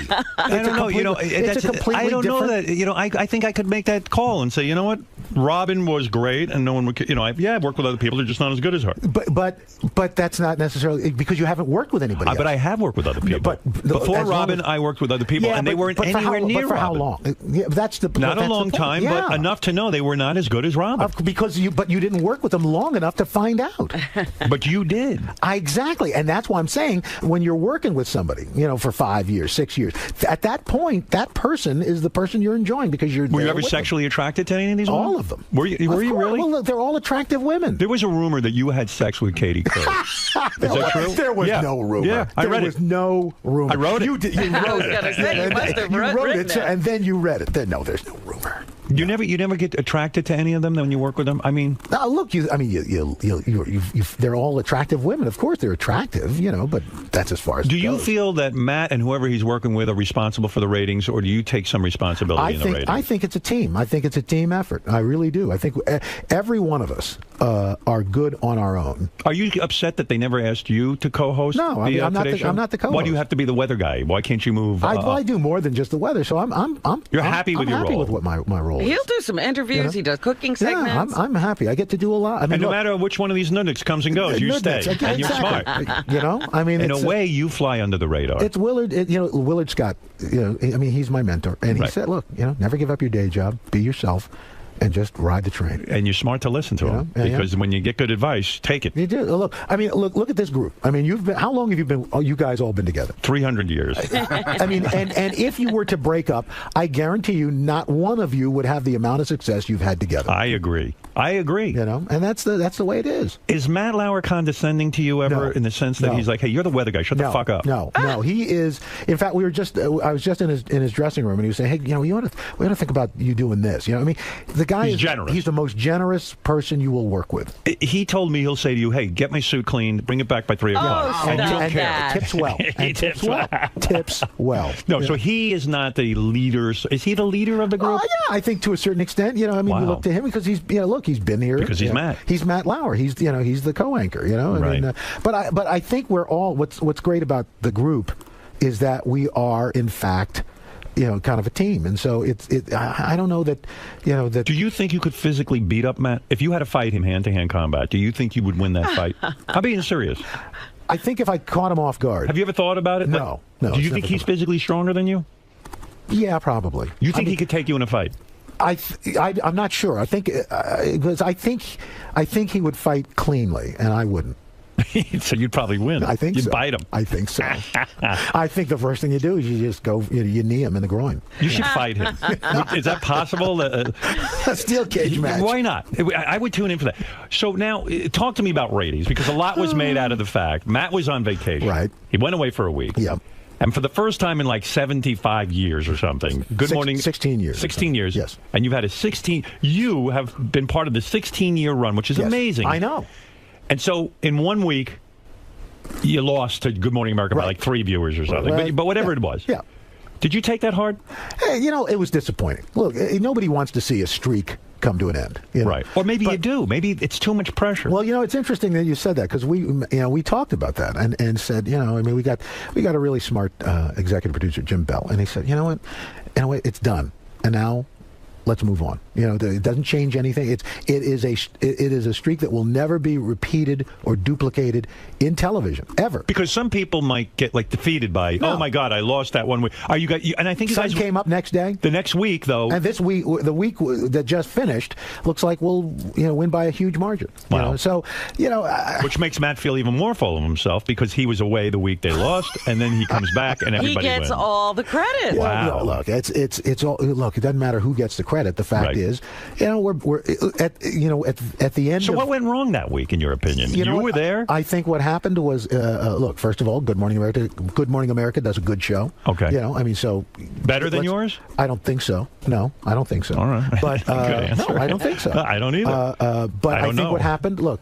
they had we always struggle the day after Dancing with the Stars. Right. And Sherry Shepherd got booted off the show. Right. It was a huge, I guess, upset. I mean, I don't watch Dancing with the Stars. But everyone was upset. I get people were upset. It was an upset. Right. And they have the person who's booted off the next day. That's right. So and then Thursdays, ABC does very well with their prime time, and they had Tim Tebow on Friday. Right. And it was just, it was kind of like everything lined up for them. And Katie Couric went on that week on Good Morning. No, she was on the week before. She was on the week before. Yeah, they beat her because they brought on Sarah Palin that week. Were you upset when they brought Sarah Palin on the Today Show? No. A lot of people made a lot of that, and there were rumors that you were very upset. No, did you write this again? Yes. No, but I mean, seriously, do you get upset with that? I mean, you're somebody who has a lot of credibility. Mm-hmm. Doesn't it hurt the credibility of the Today Show when they call her a co-anchor? Was it like a gimmick? No. This is news. It was a stunt. Should they have called her a co-anchor? Hey, look, you can make the argument that yes, no, a guest that stayed for an extended period of time. At the end of the day, look, again, nothing. Our lives are still going on. Everything's fine. Who's physically more attractive, Katie Couric or Sarah Palin? Wow, honestly, I think that's a toss-up. I think Sarah Palin's very attractive. She is very attractive, and I think Katie's perky, kind of cute in a way. Katie's attractive too. I mean, they're both beautiful women. All right, F. Mary, no. All right, that's a good question. F. Mary Kill. Sarah Palin, Katie Couric. I'm not answering answering. I'm just not going to answer. What's with you? You're not talking like a guy. I'm not answering that. Could you physically beat up Sarah Palin? I don't think so. I don't You think she could take you out? I think she. I mean, I think she killed a moose barehanded. Barehanded. No, but when you see Sarah Palin there, do you agree with her politically? No. No. But you can put that aside. Yeah. And did you say to anyone there, why are we calling her a co-anchor? No. We're a journalistic operation. No. You don't care. What is it? I mean, let them do whatever they want. Yeah, I mean, look, it was fine. I mean, call her the weather person. Yeah. Do you hold her responsible for the ratings going down? No. They didn't go down. Well, she did well. Yeah. Don't you think that was a low blow of 𝗫𝗄𝗃 to do Good Morning America? No, Come on. Absolutely Come not. on. Absolutely not. No, listen. You know what? You guys worked together for all those years. She goes on against you ostensibly to beat you. Yeah, of course. Into the ground. Because it's a competitive business. Would you have done that if you were in her shoes? You would have. Absolutely. Why? Because you were on the Today Show. I was on the Today Show. And you now chose I'm to not, leave. And now I'm being paid by another company, and they've asked me. Is she being paid by another company? Yeah, she's being paid by ABC. What, to do the new talk show? Well, to do the new talk show and to contribute to ABC News. Oh, she is? Oh, yeah. Yeah. So yes, I mean. Right. Okay. Yeah. Then I stand corrected. Yeah. All right. I was going to badmouth her a little bit. No. Look, But it kind of sucked to have your old colleague. Look, you're kind of like, oh, well. I mean, look, to me, I was surprising it took as long as it did for them to put her on. You got to talk to me. I'm going to switch gears here for a second. You're a very interesting guy, Al Roker. You went on a plane. I read about this. And there you are on this plane. And Alex Van Halen, right, the great drummer of Van Halen, right, is on the plane. Right. And you're sitting. Along with Eddie Van Halen. Along with Eddie Van Halen. And their wives. They all fly coach. No, we were in first class. First class going to what, L.A.? We were coming back from L.A. Right. Wouldn't you think Van Halen has so much money they'd fly a private jet? That's what I thought. That's what I thought, too. All right. So anyway, you're in first class. Right. It's a three-seat. It's three seats next to each it's two seats. Yeah. One center seat. This is American Airlines. 2 seats, 1 seat, 2 seats. And there are 2 rows of those. Okay. So you're sitting next to Alex Van Halen. Right. Okay. His wife is sitting in the center. Right.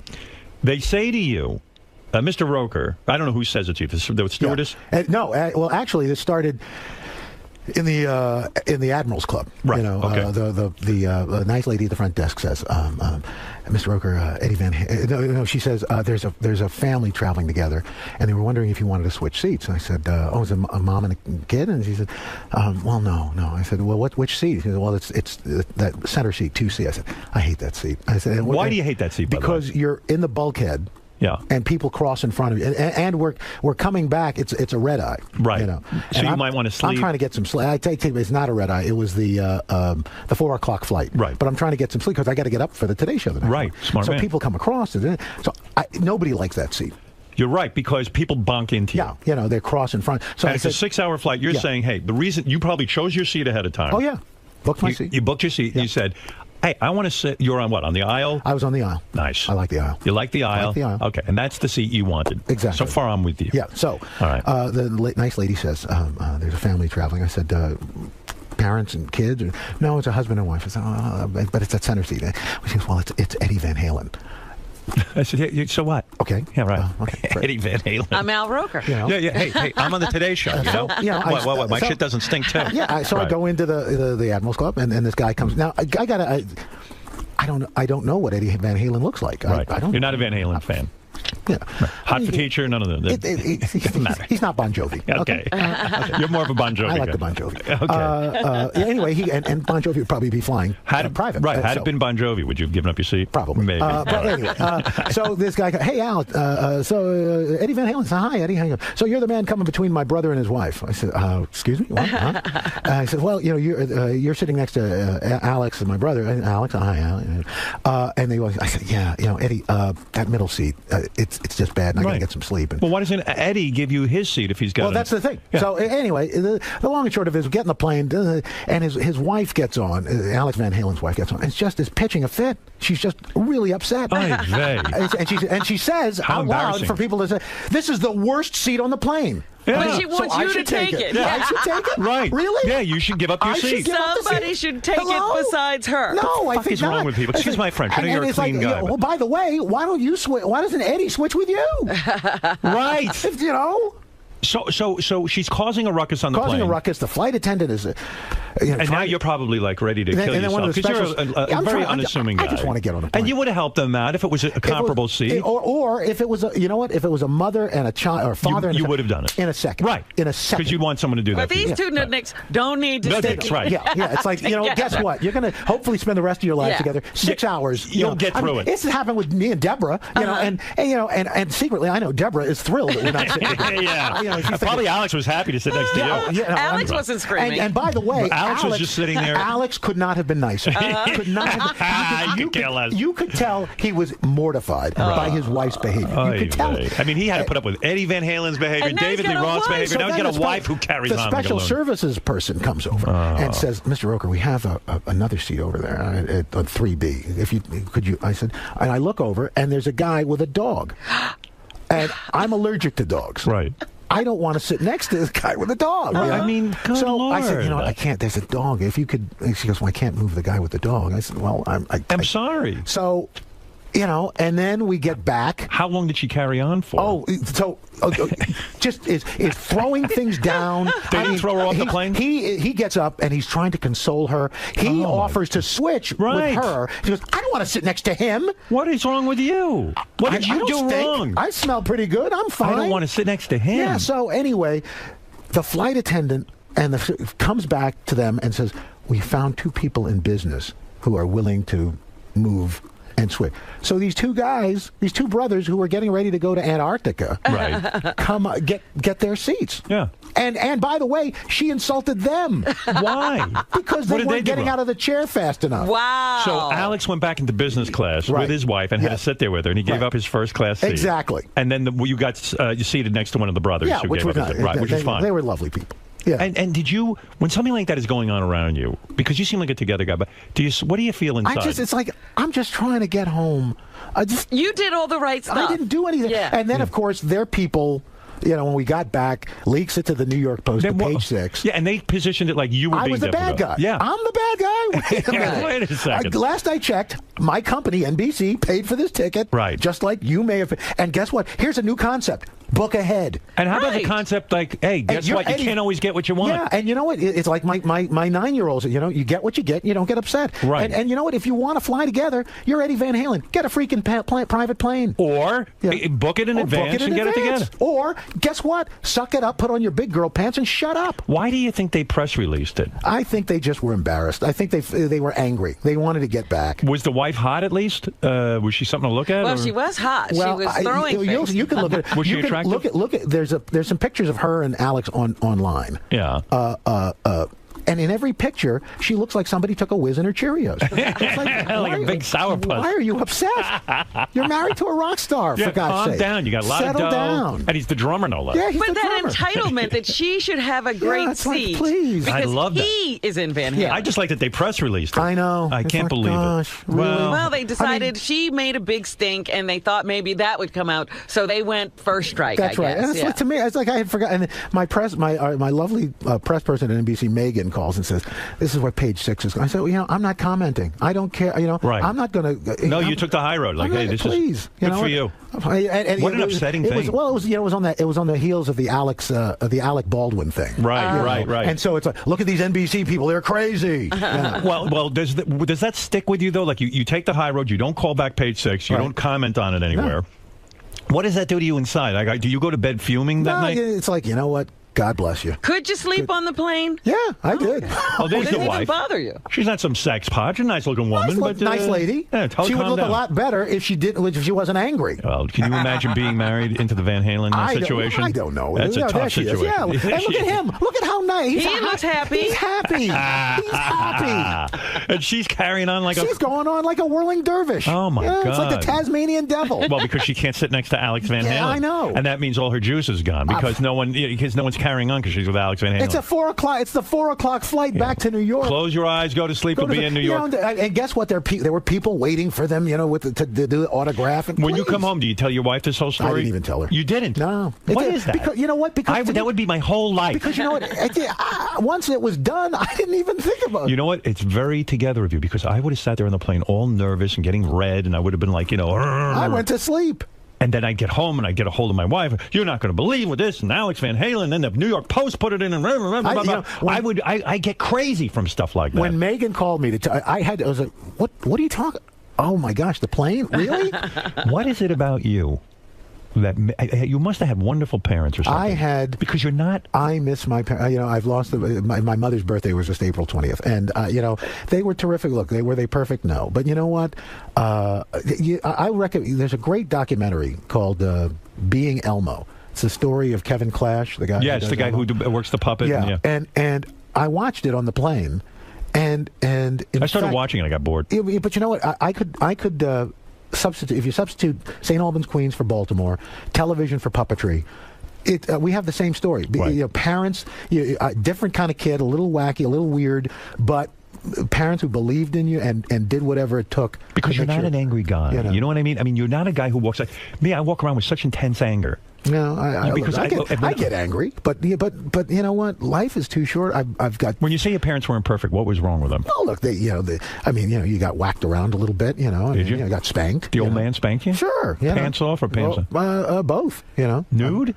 Not nude, but clothes. Can you imagine down. Al Roker naked with his father's hand on his ass? Over your father's lap? You know what? That ain't right. Yeah, that's kind of weird. That's what it was. I'd be a little angry about that. No, you get over it. Why did they spank you? What did you do wrong? Look, it was the time. You got spanked. It's not a big deal. What could you have done? Oh gosh, to deserve a nude spanking. I wasn't nude, but I, for example, I painted the side of my parents. We found some paint under the porch and painted the side of the house. Oh, I'd be dead if I. Oh my God! Yeah. You know what? I once I took the furniture in my room, and we didn't have a lot of money, and I used to eat the furniture. I would chew on it. I would dig my teeth into the furniture. You were a beaver. Like a beaver. I was the beaver. Like, that kid eats chairs. You were the beaver. But you painted the side of your. It was actually the side of my mother's sister, my Aunt Monica's house. Wow. Oh, man, bad person. It's unbelievable. Hey, real quick. And by the way, the reason Al's here, but then answering all our questions, do you spank your kids, by the way? No. You do not? No. Because you know it's wrong. Yeah. It was humiliating. Right, yeah, I know. It emasculates. Yeah, please. You never got an erection during the spanking. Oh. I had a... No, you didn't. How did you punish your kids? Here's Al's erection. Thank you. And scene. He shocks his children. Really? He has a stun gun? Time out. Yeah, a taser. Time out doesn't work. Just spank them. No, I never spanked my kids either. By the way, don't miss Al Roker's Big Easy Justice. You follow along this bounty hunter that J-Lo discovered, and then Al took and made it into something. And you're in New Orleans? In New Orleans. I wish I could discover someone and just give it to Al's production company. There you go. You know what I mean? There you go. That's what I'm thinking Next of doing. person you see. The people that come through this show. Well, what about a show about Fred? Can you produce that? I think Debbie so. the Pet Lady. You want a real wild character? Absolutely. I'm going to bring you somebody called Debbie the Pet Lady. Yes. Thank you, Robin.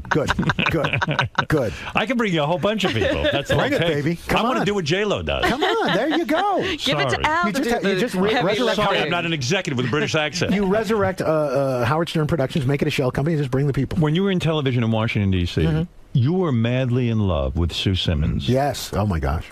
Did you ever ask her out? No. Why not? Oh, because she was Sue Simmons. Yeah. Because she was Sue Simmons. She was Sue Simmons. I don't know that she'd be into a guy like you. Probably not. You know There's another reason not to ask. I mean, I don't know much about Sue Simmons. Do you? But you know what? I love working with her. I don't mean a guy like you. I mean a guy like me too. Any guy. I loved working with Sue. I mean, it was like she was a dream. You never knew what she was going to do. I mean, Were you friendly with Sue all the years? I mean, I know you worked with her at NBC in New York, and when they fired her recently, did you walk into the bosses at NBC and stick up for her and say this is wrong? Did you go in and look? Decisions were made, but I've talked with her. How's she handling it? She's doing okay. I mean, how long was she on New York television? 33 years. That's a pretty good run. And she and Chuck, I think, are the longest running anchor team in the country. Why did they fire Sue and not Chuck? I don't know. Come on, you have your theory. Stop it. No, I don't know. I really don't. You know. I don't. I wish I did. Say something controversial. Why? You called her and said what to her when you found out she got fired? I'm really sorry to hear about this. I mean, I feel badly. See, I would have not called her. I would have been like, if I was close with her, I would have just been, I don't want to upset her by calling her. Yeah. You called her up and said, look, I'm sorry to hear that they fired you. Did she burst into tears? No.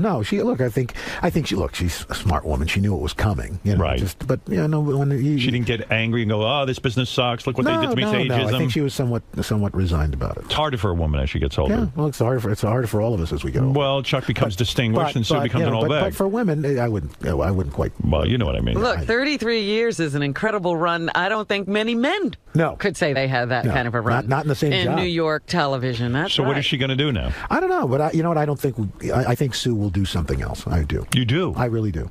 Who's looking for her? She might be coming to Al with crazy people to put on exactly, TV. Why don't you follow her around? like the bounty hunter? The interesting thing is Sue, everybody thinks Sue this wild, crazy. She has a very quiet existence. Are you going to work the Olympics for NBC? Yeah, yeah. You're going to be over in London? In London, jolly old England. How long are you going to be there? We're going to be there almost 3 weeks. You bring the wife or you're on your The own? wife and the kids are coming. Oh, no kidding. Deborah and the kids are coming. No fun for Al. Yeah.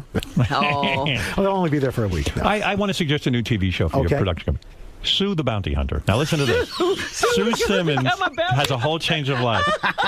What do you think? You don't like it? I don't know if that would go. Sue Simmons, Bounty Hunter in training. I don't know that would happen. Put her on with this other guy. How about her sidekick Regis? Sue the Bounty Hunter with her sidekick Regis. You get Alex Van Halen's wife to be a bounty hunter. How many more years on the NBC contract for today? I think another 2 or so. Another 2. Yeah. If they say to you in 2 years, do you think you're going to think about retiring? I don't plan on it. No. You're still a young man. I'm a young man. How old are you now? I'm going to be 58. So in 2 years you'll be 60 according to my math. Maybe I'm wrong. No, that's it. 58 plus 2. Yeah, I think it's You're 60. good. You're good. All right. And then you're going to look for a new contract. Yeah. You're going to do this as long as you can hold on. You stay on the train as long as you can. What do you think of this show? Sue Simmons, Coast Guard captain, where Sue studies. Put Sue on a boat. Put her in the what do you think of that? bounty hunters. I think Sue. But I do believe. Thank you. Hey, here comes Sue Simmons. There you go. All right, look, Al Roker. Yes. You are something else. When you're not on planes disturbing people, or producing television shows, or spanking the kids, or getting spanked naked. I mean, there's so much. Who knew? Yeah. I mean, now that wouldn't be bad. People think Al Roker, just nice guy. No. You're a deep individual.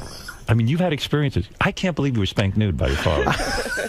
Was he nude when he did it? Oh, no. You're just wrong. Can you imagine the family films? We discovered this when Al took a bunch of old Super 8s to be digitized. Oh, gosh. I don't remember that. How old were you when you had your last nude spanking? As I said, I think I had on a thong. How about this for sure? Sue Simmons spanking party. For you and hold Sue. on a sec. Now, you remember about spanking. Yes, I do. Was it Dan Foreman? Yes, Buck Bongo dear. Dan. Buck Bongo Fiesta was Al. One of your greatest achievements. You are a delight. You're keeping the weight off. You're looking at a triathlon. Well, I mean, that's running, biking, and swimming. Yeah, swimming's the hardest part for me. Swimming's the toughest. And if you ever see a triathlon, they all swim over each other. Yeah. Oh, it's brutal. It's brutal. I went to one. No, I know. Are you talking about a full-on triathlon? You're not talking about an Ironman. No. God, are you crazy? No, what mileage are we talking about? I think it's a sprint. I think you swim something like 500 yards or something like that. You bike 15, 16 miles and you run 4 or 5 or 6 miles. Oh, you can do that. Yeah. I thought you were talking about like a triathlon. No. We're not talking Ironman. No, okay. That's insane. Just want to try something new. Yeah, something different. All right. Yeah. Listen, Al Roker has said it all. He said too much. Yeah. Probably. I can't believe you would kill Deborah Norville. Wow, is that the headline or what? Yeah. Al Roker says he would kill Deborah Norville. I know. I was hoping you had forgotten about that. What happened to her anyway, Deborah She's doing Inside Edition. Oh, she is? Yeah. Oh, wow. Hey, Deborah Norville has done okay. What happened to Jane Pauley? Jane Pauley, she does pieces for us. She does? Does she? Yeah. They throw her a bone once in a while. Yeah, I know. She's doing well. Oh, good for her. Yeah, good. I mean, her kids are grown, When they fire this new, what's her name? They're not firing. Ann Curry? Stop that. Want to take money on that? Come on. Stop it. I read the paper. Nick. Let's say they fire her. Would you want to see Meredith Vieira come back to the Today Show? I'm not even. Meredith isn't coming back. She's not coming back. She's got. She just produced a movie. Who would you like to? Let's say Ann Curry gets hit by a car tomorrow. Wow. Okay. Let's say. Who would you want? Rachel Fine. Who do you want to have take over that slot? Gosh, I don't know. Sofia Vergara. No, come on. Is there anyone you have in mind? Sofia Vergara. Is there anyone currently on your Today Show periphery that you think could step into that co-anchor chair with Sarah Palin. No, come on. Who do you think could do it? I don't know. There are better start thinking about it. any number of people who could do it. I mean, look, that's the great thing about the Today Show. We've got a lot of people. Right. We've got people. What about Lindsay Lohan? Would you ever consider her? Wow. Are you brought in on decisions like that? Do they come to you? Never. Are you serious? What do you think of Chaz Bono, maybe? That's about as random a point. I know. I'm trying to think of people. What I do is I throw out names. Chaz Bono. See what sticks to the wall. Wow. Wouldn't she be terrific? He. Do you consider him a man or a woman? I haven't thought about it. Well, you're so afraid to get... No, I haven't thought about it. When you look at Chaz Bono... Look, he says he's he, then he's he. You're fine with that. You side with the transgender community. Hey, look, I'm not dating him, so what the heck? Are you afraid of controversy because you're on the Today Show? In other words, would you come out and say, I am pro-abortion? No, I wouldn't come out and say it's not because I'm on a news show. I'm not. You won't give your opinion on that. No. What do you think of these news guys who give their opinion? Well, they're not news guys. I mean, you're talking. You cease becoming the one. Cable news. I think you're for abortion. I think you like abortion. So why would you like say me. that? I'm for abortion. But you don't like it. I do like it. No, you don't. Oh, you don't understand him. He has been raving about abortion people for years. in this world who are unloved, unwanted. You know, it's hard enough when you're loved and wanted. I understand that. Of course, abort. Look, listen. Here's the deal. My parents adopted 3 kids. Well, there you go. That's oldest wonderful. My oldest girl's adopted. All of these jerk-offs who run around, women shouldn't have abortions. I don't see them adopting anybody. They just want more babies in the world, but they don't want to take care of them. Well, once they're born, then their job is over. Yeah. It's unreal. I hear you. But you don't weigh in on any of the topics of the day. No. Even Trayvon, you're not involved in that. You have a personal opinion. Yeah, but I can't. But it's a news story. Looks to me like the kid was it was a racial thing. Look, I mean, on the surface, yeah. I mean, you got to assume. But look, can I say that? No, because I'm on a show that's covering that story. Does that kill you sometimes? Do you ever want to give your opinion? Sure. Oh yeah. You think the day will come? Have you ever slipped? Did you just couldn't keep it in? Yeah, one day you said, I love acid, LSD. Like when OJ was on trial, could you give your opinion? You can't. No. You still haven't given your opinion. No one knows where you stand on OJ. No. It's unbelievable. Who snorted just now? It wasn't me. Don't look Even over here. on this show, you can't say whether OJ is guilty because, or not. look, I mean, he's in prison, so there you go. You would never admit whether you're a Republican or a Democrat? Nope. Do you think North Korea is bad? Yeah, oh yeah. Oh, you're willing to say that? All right, I didn't know how far you would go. Getting Bin Laden. Definitely. You were happy when they killed Bin Laden? Yes. You were? Oh, yeah. You're admitting that? Please. You're not afraid they're going to fire you? No, I don't think so. All right. I think I'm safe on that one. Holy mackerel. I mean, really. What a life. It's good. Yeah. Life is good. You know, it is. You understand that you have to not give your opinion. Yeah. Does he ever take vacation? Or does everything work? I take, oh, please, I take vacation. Where'd you go on your last vacation? We went to the Cayman Islands. Oh, no kidding. Yeah. Just the wife or with the kids? With the kids. With the kids. Any time for nookie or you have Oh, yeah. Good time. Will you go crazy on vacation, have sex twice with your wife in the same day? That would be crazy. So. That would be crazy. That would be insane. Do you hate France? No. You do not. What? I just want to see how far you go. Everybody hates France. All right. Chocolate or vanilla? What do you like better? I like the Neapolitan. The chocolate vanilla strawberry. Wow, you really are non-controversial. No, I like. Is that because you're on the Today Show? No, I like the chocolate. I like the vanilla. I like everything in equally. the same slice. Right. You get 3 flavors. How great is that? But you're right about abortion and things like that, because if these religious nuts, if they found out you supported a woman's right to choose. They go berserk. I know. Oh my gosh, I gotta go. Oh yeah, you do. The Today Show. You actually have something to do. I gotta go do the Today Show. No, and weather's up early today. I'm at 7:06. All right, listen. Let's tell people why you came here today. That's Big more Easy important. Justice. Okay. Al Roker is producing a brand new show called Big Easy Justice. No, you don't appear on this show. No. And neither does J-Lo. No. And she won't even promote it. But she's involved. And what we're talking about here is a bounty hunter. Yes. We follow him everywhere. And Al has personally overseen this project to make sure you see the nitty and the gritty. Right. So, Al Roker's Big Easy Justice. Come see us again someday. Absolutely. Where you will answer whether or not you are for the legalization of prostitution. Sounds great to me. Yeah, you're not against that. Gotta go. All right, here we go. The great Al Roker. We'll be back right after these words. Wow. Very in-depth. How are you? Good. Everything good? Yeah. It's all good. Yeah. We are. I mean, I'm excited we're going to be doing stuff. Yeah. I am Good to see you. I'm not part of the NBC family. Yes, baby. Al, they've been lovely. Really. Look, why not? I feel like I have a family. Tell Bella a second one. I will. Quick picture out. Yeah. Thank you, sir. You bet. Al, may I talk to you on your way out? Yes, please. Attempts at dividing That's the... a lovely jacket. He attempted to divide you and Matt Lauer. Yes. He attempted to divide you and J-Lo. He can't. He cannot. He cannot. All right, Al. He cannot. Thanks. I want.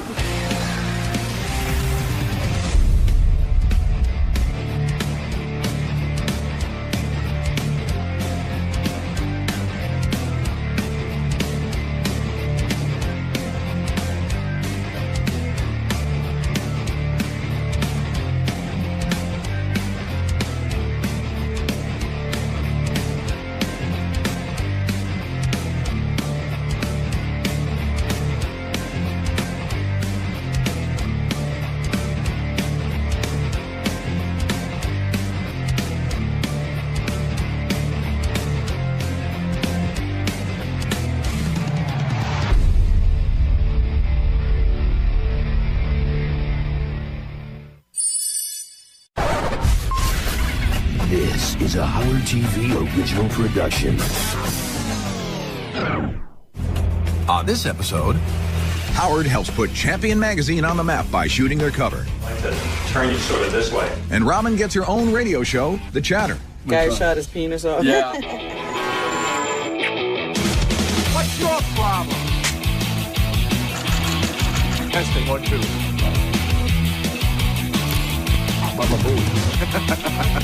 Yeah. Oh yeah. I would like to be considered a professional photographer because I love doing it. My goal is to be comfortable with the camera and learn how to do certain things. I don't even know where the love of photography came from, in the sense that I don't know where it originates. I just was always interested in learning about the camera and lighting and how to take good professional pictures. See, that's the light. I was just working, and all of a sudden the door opens, and there's Howard with his camera, and he's like, look natural, keep working. See, but now I'm getting all shadows all over your face. I don't like that. Even when I'm turned this way? How about now? Turn toward me. It's pretty interesting. Oh, that's pretty dramatic. Feel both? Good job, both. Wolf has a lot of settings to do. He's a professional photographer now. I wouldn't know how to sign up. Greg, you're fucking me up. I'm fascinated every time Howard picks a new hobby. You know, they always laugh at me for having moved from one thing to another, like horseback riding to boating. But who else does that? I want to set the white balance. Okay, off that. What? What is it? $16. $8 for the DVD. No good.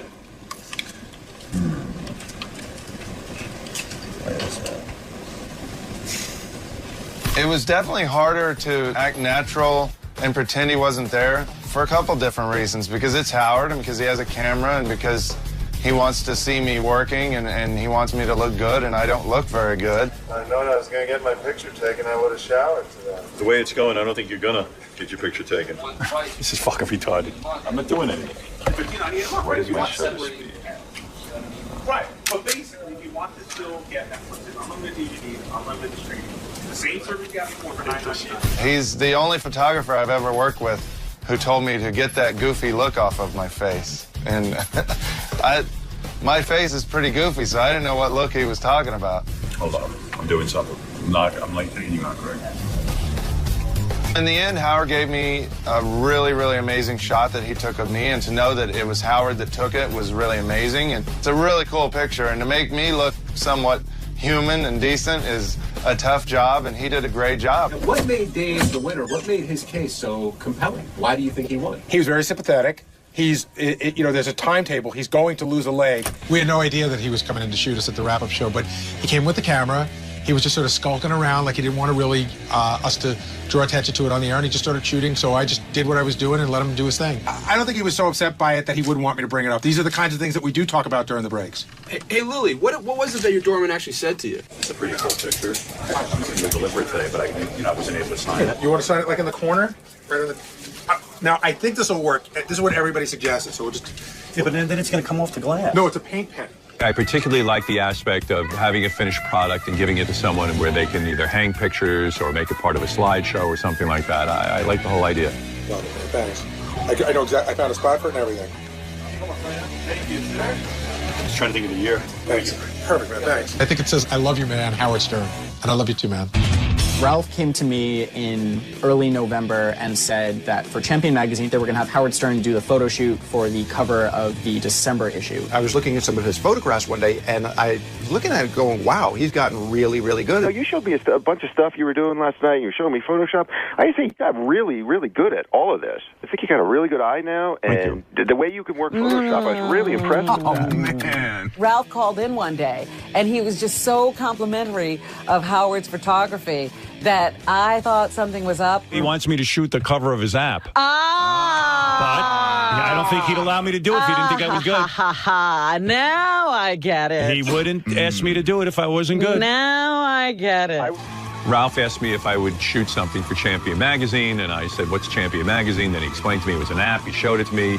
I said, yeah. Champion Magazine is a digital interactive magazine about comic books, pop culture, video games, TV, movies, just an overall guide to the month of pop culture. Originally, he wanted me to shoot maybe a famous person for the cover, and I just said, you know, it really interests me, these people who go to Comic-Con, and they dress up either for a living or they just dress up out of pure enjoyment. I said, wouldn't it be cool to take some of those people and put them in an ultra-sophisticated setting? The location was this amazing 4 or 5 story townhouse with this great circular staircase that went through every floor, and just had all these different great rooms. It's used in a lot of commercials, and it's used in photo shoots. Yaya Han was the first model that we hired. She came in with Wonder Woman, Scarlet Witch, and Catwoman. Martin Miller, he came in his Chewbacca costume.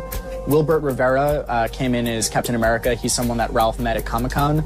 So is Crystal Lee. She was Storm. She also met Ralph at Comic-Con. Another girl, Anna, she came in as Emma Frost. A girl named Jenny was a friend of Yaya. She came in as Psylocke. Sam was there. I was very honored that Sam was there. That's really amazing. That's great. Thank you. Atlanta airport and couldn't read anything. Sam is officially the publisher. He's invested money into it. That's obviously one big thing. And he gives his opinion and expertise. You should never stand here while we're fucking around and let's do it.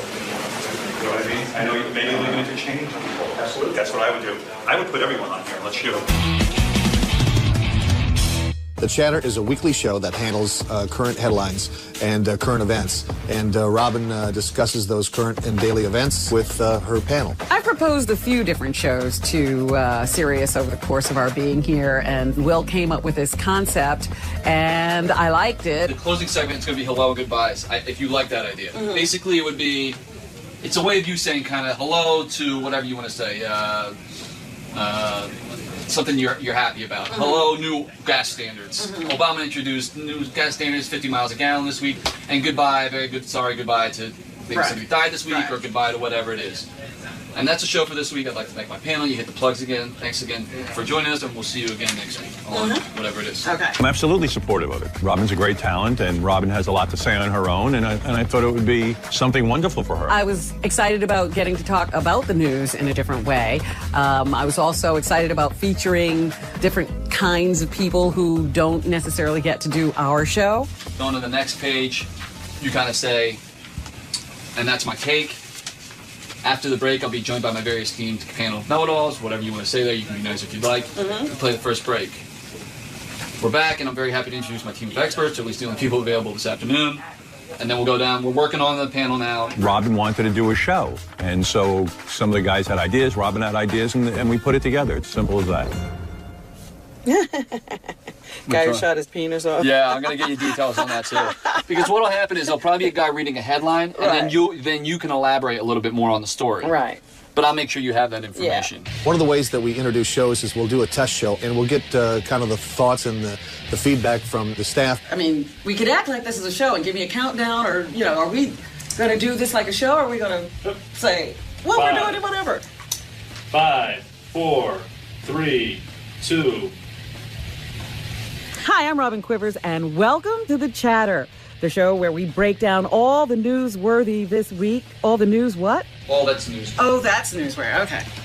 Sorry about that. The show is heavily produced, so we were really trying to work out the kinks. Okay, this is a serious problem. The question here is, what do we have the political will to do about Afghanistan? Rob, I think we should go back and just do the Afghanistan one real quick. Mm-hmm. And you should. I think you should make it, because you didn't really say whether you think we should stay or go.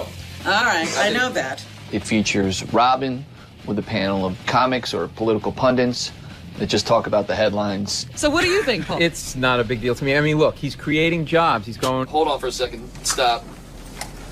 I swear I didn't touch it. No, I know you didn't. Moving on the scale. Yeah. Do we need to take a break? Are we breaking? We're breaking. I mean, it just went very long. I didn't see a... We just started going. Let's do that again. This was important to them that I was shooting the cover. And quite frankly, it was important to me. I know people are asking me to do this because of who I am on the radio, not because of my reputation as a photographer.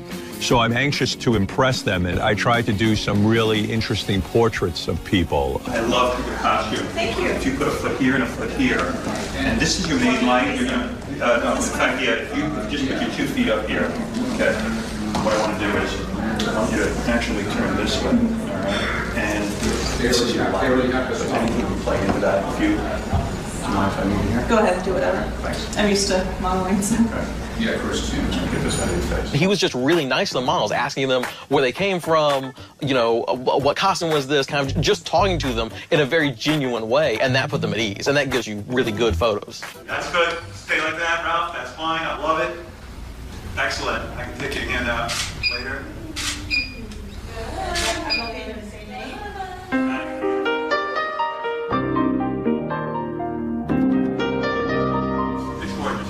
Thank you.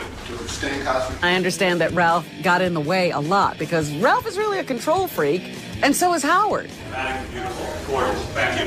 Wonderful. Can I try up When Howard goes in to do a shoot, he's the photographer, he wants to arrange everything, and then Ralph wants to come in and make his final suggestion, because Ralph is the kind of guy who would never really do anything, but he knows how it should be done. The girls get that back very high. Can you just turn the I finally encountered how annoying Ralph is. He is so annoying. He's annoying. At times I had to like rein him in. I don't think it was a big deal. I was there to make it go as smooth as possible for him. It was no big deal, though. He might tell you otherwise. No, yeah, I think what we got to do is I really like narrowing your body down.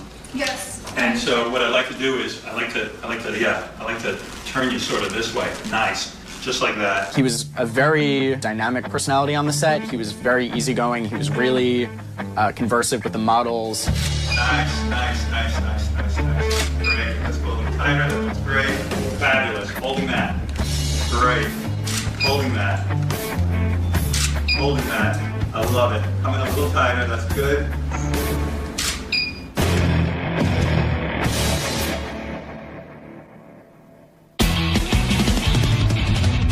We did the initial pilot, and everybody was a little nervous and on edge, to see how it all fit together. My one thing is that I think we need more production. I think there's more, we need more sound, more things that fill I like it the up. idea of doing the ticking clock over the panelists. Just kind of keep that on the schedule. But that would like be a buzzer or something. A ticking clock, which would be 30 seconds, and then a sound effect, and then... Right. We looked at what we had. We talked about the segments, how they went, what needed to be tweaked.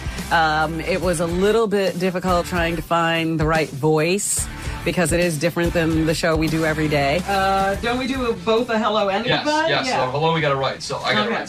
So we could do any of these here, the ones you just gave me. So we could say hello. Well, let's say hello to Scarlett Johansson, who's, now apparently the person who picks the politicians who run. Okay. So we did one pilot, and then we did a second one to kind of smooth things over. Welcome to The Chatter, the show where we break down all the newsworthy things from last week in just 1 hour. Perfect. Let's get started. We're up to pick and choose. This is getting ridiculous. You cannot have a war and never get any money added into the coffers. All right, we're in chatter court. Joe, it's now your turn to tell us why Obama will beat the Republican. Right now, the flavor of the month is the left, and in 4 more years, it'll swing back to the right as it always does, and then swing back to the left and swing back to the right. That's all that happens. Okay, so by the time the swinging stops, you think it'll be swinging towards the Democrats? The swinging hasn't stopped. That's your mood swings. That's what you're talking It's about. still that way. I just want to be sure I got your argument. And that's our show for this week. I'd like to thank my panelists. Thanks for joining us, and we'll see you again next week on The Chatter. Thanks, guys. Thank you, guys. I hope you had a good time. Yes, it was great. You guys had some Start great doing the show answers. for real. I loved it. I think the show's been moving in the right direction. It's gotten better every week. We had some great guests on the show. We've had Lisa Lampanelli, Colin Quinn, Jenny Hutt, Judith Regan, Tom Green. A 60-year study has concluded that the G-spot doesn't exist. Or a new study that found women experience pain at a level about 20% higher than men. It's disappointing that it took 60 years for them to figure that out. I could have told them that in about 60 seconds. You've never found it. I never found it in as many years as I've been trying. Yeah. We actually, are having a really good turnout. Please welcome the one and only Charlie Murphy. Charlie Murphy! Come on, clap your hands. You want some real clapping. You clap your hands too, Robin. Come on, clap your hands. You want the real deal for the real man. That's what's up. It's been fantastic having this kind of support. I feel the show, especially the first 10 or 15 minutes, is really one of the best produced things I've heard in a long time on the radio, the way they go through all the topics and then Robin comments. And I enjoy the show very much. Robin had done just a wonderful job. I was supportive of her as a host, and Will works on it as well. And after I heard the first show, I thought that she was onto something. I thought there was something really, really good going on there. Will did a real good job. Yeah, he did. Does Will produce the first 10 or 15 minutes? Does that part? Will produces the whole show. Wow, he does a great job. He does an incredible job. You do good radio. Oh, thank you. I appreciate that. Yeah, you work well with Robin. It was good. It's been a lot of fun so far. So. Yeah. It's great when Howard appreciates any work you're doing around here. So for him to talk about the chatter on multiple occasions was great. I think he knows that how difficult it can be to fill an hour block with quality programming. Very well produced. You do a great job. Thank you, man. Yeah, I appreciate really that. wonderful. Like it's A lot of work. You heard it? It's really, really good. Howard has listened to the show. He listened to the pilot, and he's listened to some other episodes, and he's been incredibly supportive, and he really is behind it. He thinks it's a great format for me, and he loves it. Most radio shows I hear are not that well produced. I mean it. I mean, they're not. Who knows what the future holds for the chatter? We have big aspirations for it. I think the show's been moving in the right direction. It's gotten better every week. I think everybody that works on the show enjoys it and is really excited for its future. It's been fun. It was crazy to watch him literally set up all of his lights, adjust all the lights, tweak them, move stuff around himself. It was the kind of thing that you would see a photographer with a crew of a half dozen to dozen people doing all of this stuff, and he really did it all himself. It was kind of spectacular to watch. I don't like that light at all. I'm sorry, over there. Yeah, I know where now that is. I didn't know that you did photography. I don't. You don't? That's the joke. Okay. No, like I'm an amateur, Okay. but I'm learning. I like doing it on my own because I learn. I like to know everything from how to break down the equipment to specifically lighting it. It's such a cool skill to have. It is. And It's hard though. It really is. Yeah, it is. It's really difficult. All right, this is a really minor detail. Should the board look real? No, I'll fix the board. Okay. Try something better at the photography. I'm gonna go with this one light. You look like such a baller. I can't even deal with this. What if you guys, Chewy, I love you looking just that way. I like you kind of Wookieing it up. I like you just kind of cheating that way. I love you watching the band, playing it, moving, swinging around, doing that. As I'm firing away. Just put some roll up on the wall. No, don't grab her like this. Yeah, that's nice, that's cute. I like that you're sitting forward, that's good. Your ass looks great, everything looks good. Good. You can't just sit somebody in front of the camera and go, okay, let's take a picture. You have to get them excited about what they're doing and, give them feedback and, hey, turn this, move this, have your hand like this. So he's developing a really good eye for this. Oh, scooch a little bit forward. I can even, yeah, that is good. Go ahead.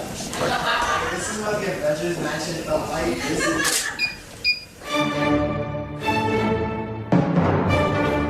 I only know of the Howard that fans know of. So seeing him sort of in this environment where, you know, he's in charge, he's the photographer, but he's working with models and he's trying to be creative was very interesting. You look great, Jenny. Great.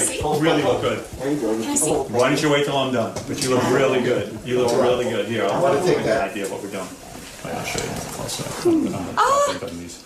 on you guys, you know what I mean? That looks really cool. Yeah, you guys are gonna look great. All right. All right. Let's see. Thank you. I think we're gonna work in here. I think we went for almost 8 hours. We went 2 hours or 3 hours over what our actual allotted time at the location. So it was a long photo shoot. I want to do the shot of the girl in the mirror. What I need this light out of the way. Okay, give it to me. Please, let me do it. I wanted she to do Scarlett into Yaya into there. That's good. Let me just. Oh, Scarlett looks good with her ass out. That's good. It's funny. But do you think we got to flip flop them? Like no. She should just move here. Yeah. You just come a little more forward to the mirror. You're checking out your makeup, kind of. No. I'm sorry. I'm telling you the wrong thing. More to your left, but straight forward. Where you were was good. So yeah, you're kind of just.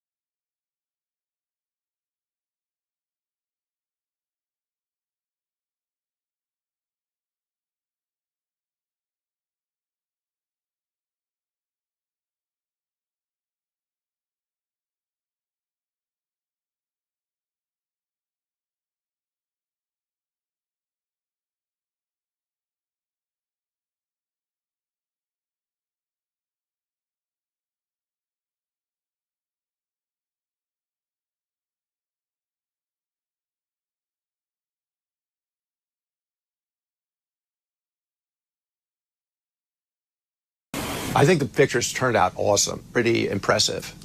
Pretty impressive. Nice.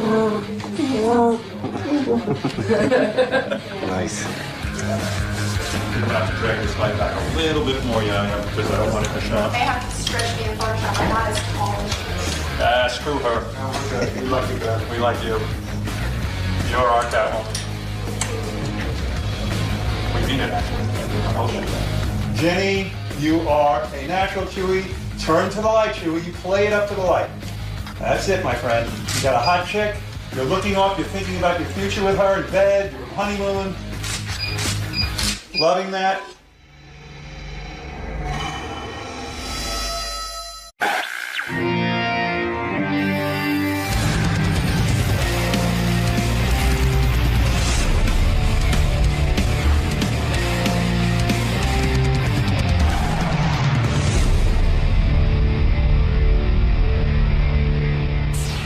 Bobo, you're on there. I'm sorry, it's Bobo. I know some people don't like Bobo. Hey, Bobo. I was reading David Hinckley's column. Yes. Just who's responsible for putting together in the radio industry, right, as far as being rated a top talk show host?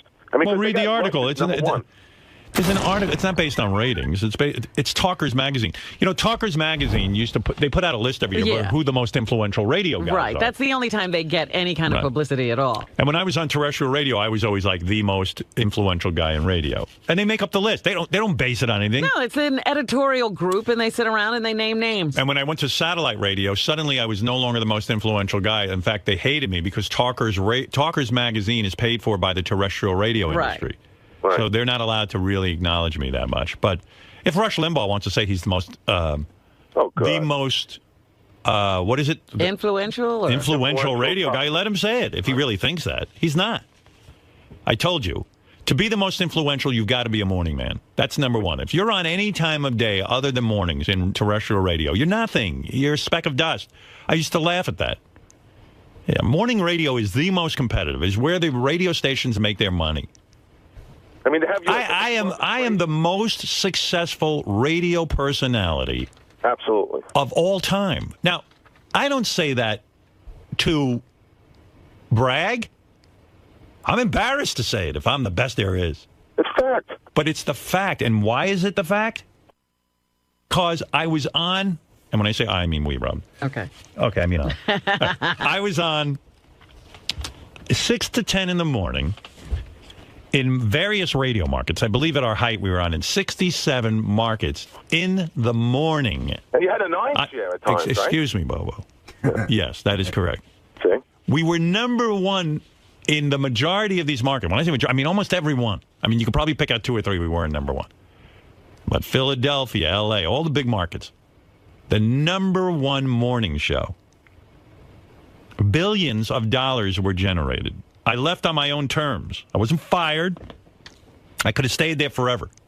And then I moved over to satellite with an audience that turned this company into the number one satellite company, forcing a merger. Then to boot, anyone who ever followed me in that time slot on all of my stations failed miserably. Not failed miserably. Right. We shall never see the likes of me again. I'm so wonderful. And that's the truth. Rush Limbaugh is the most influential. No, he's not. He's on middays. I used to say, put Rush Limbaugh on in the morning against me. Put him on. Let's go. He wouldn't do it.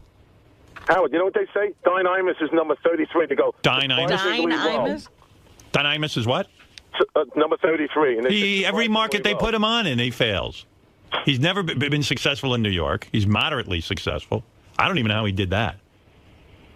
And the only time his ratings went up was after I left. Because some people were forced to listen to him. He's like a cancer. I mean, to put Geraldo Rivera at 75 is crazy. He's much better than I. I didn't even know Geraldo Rivera was on the radio. Yeah. I don't know.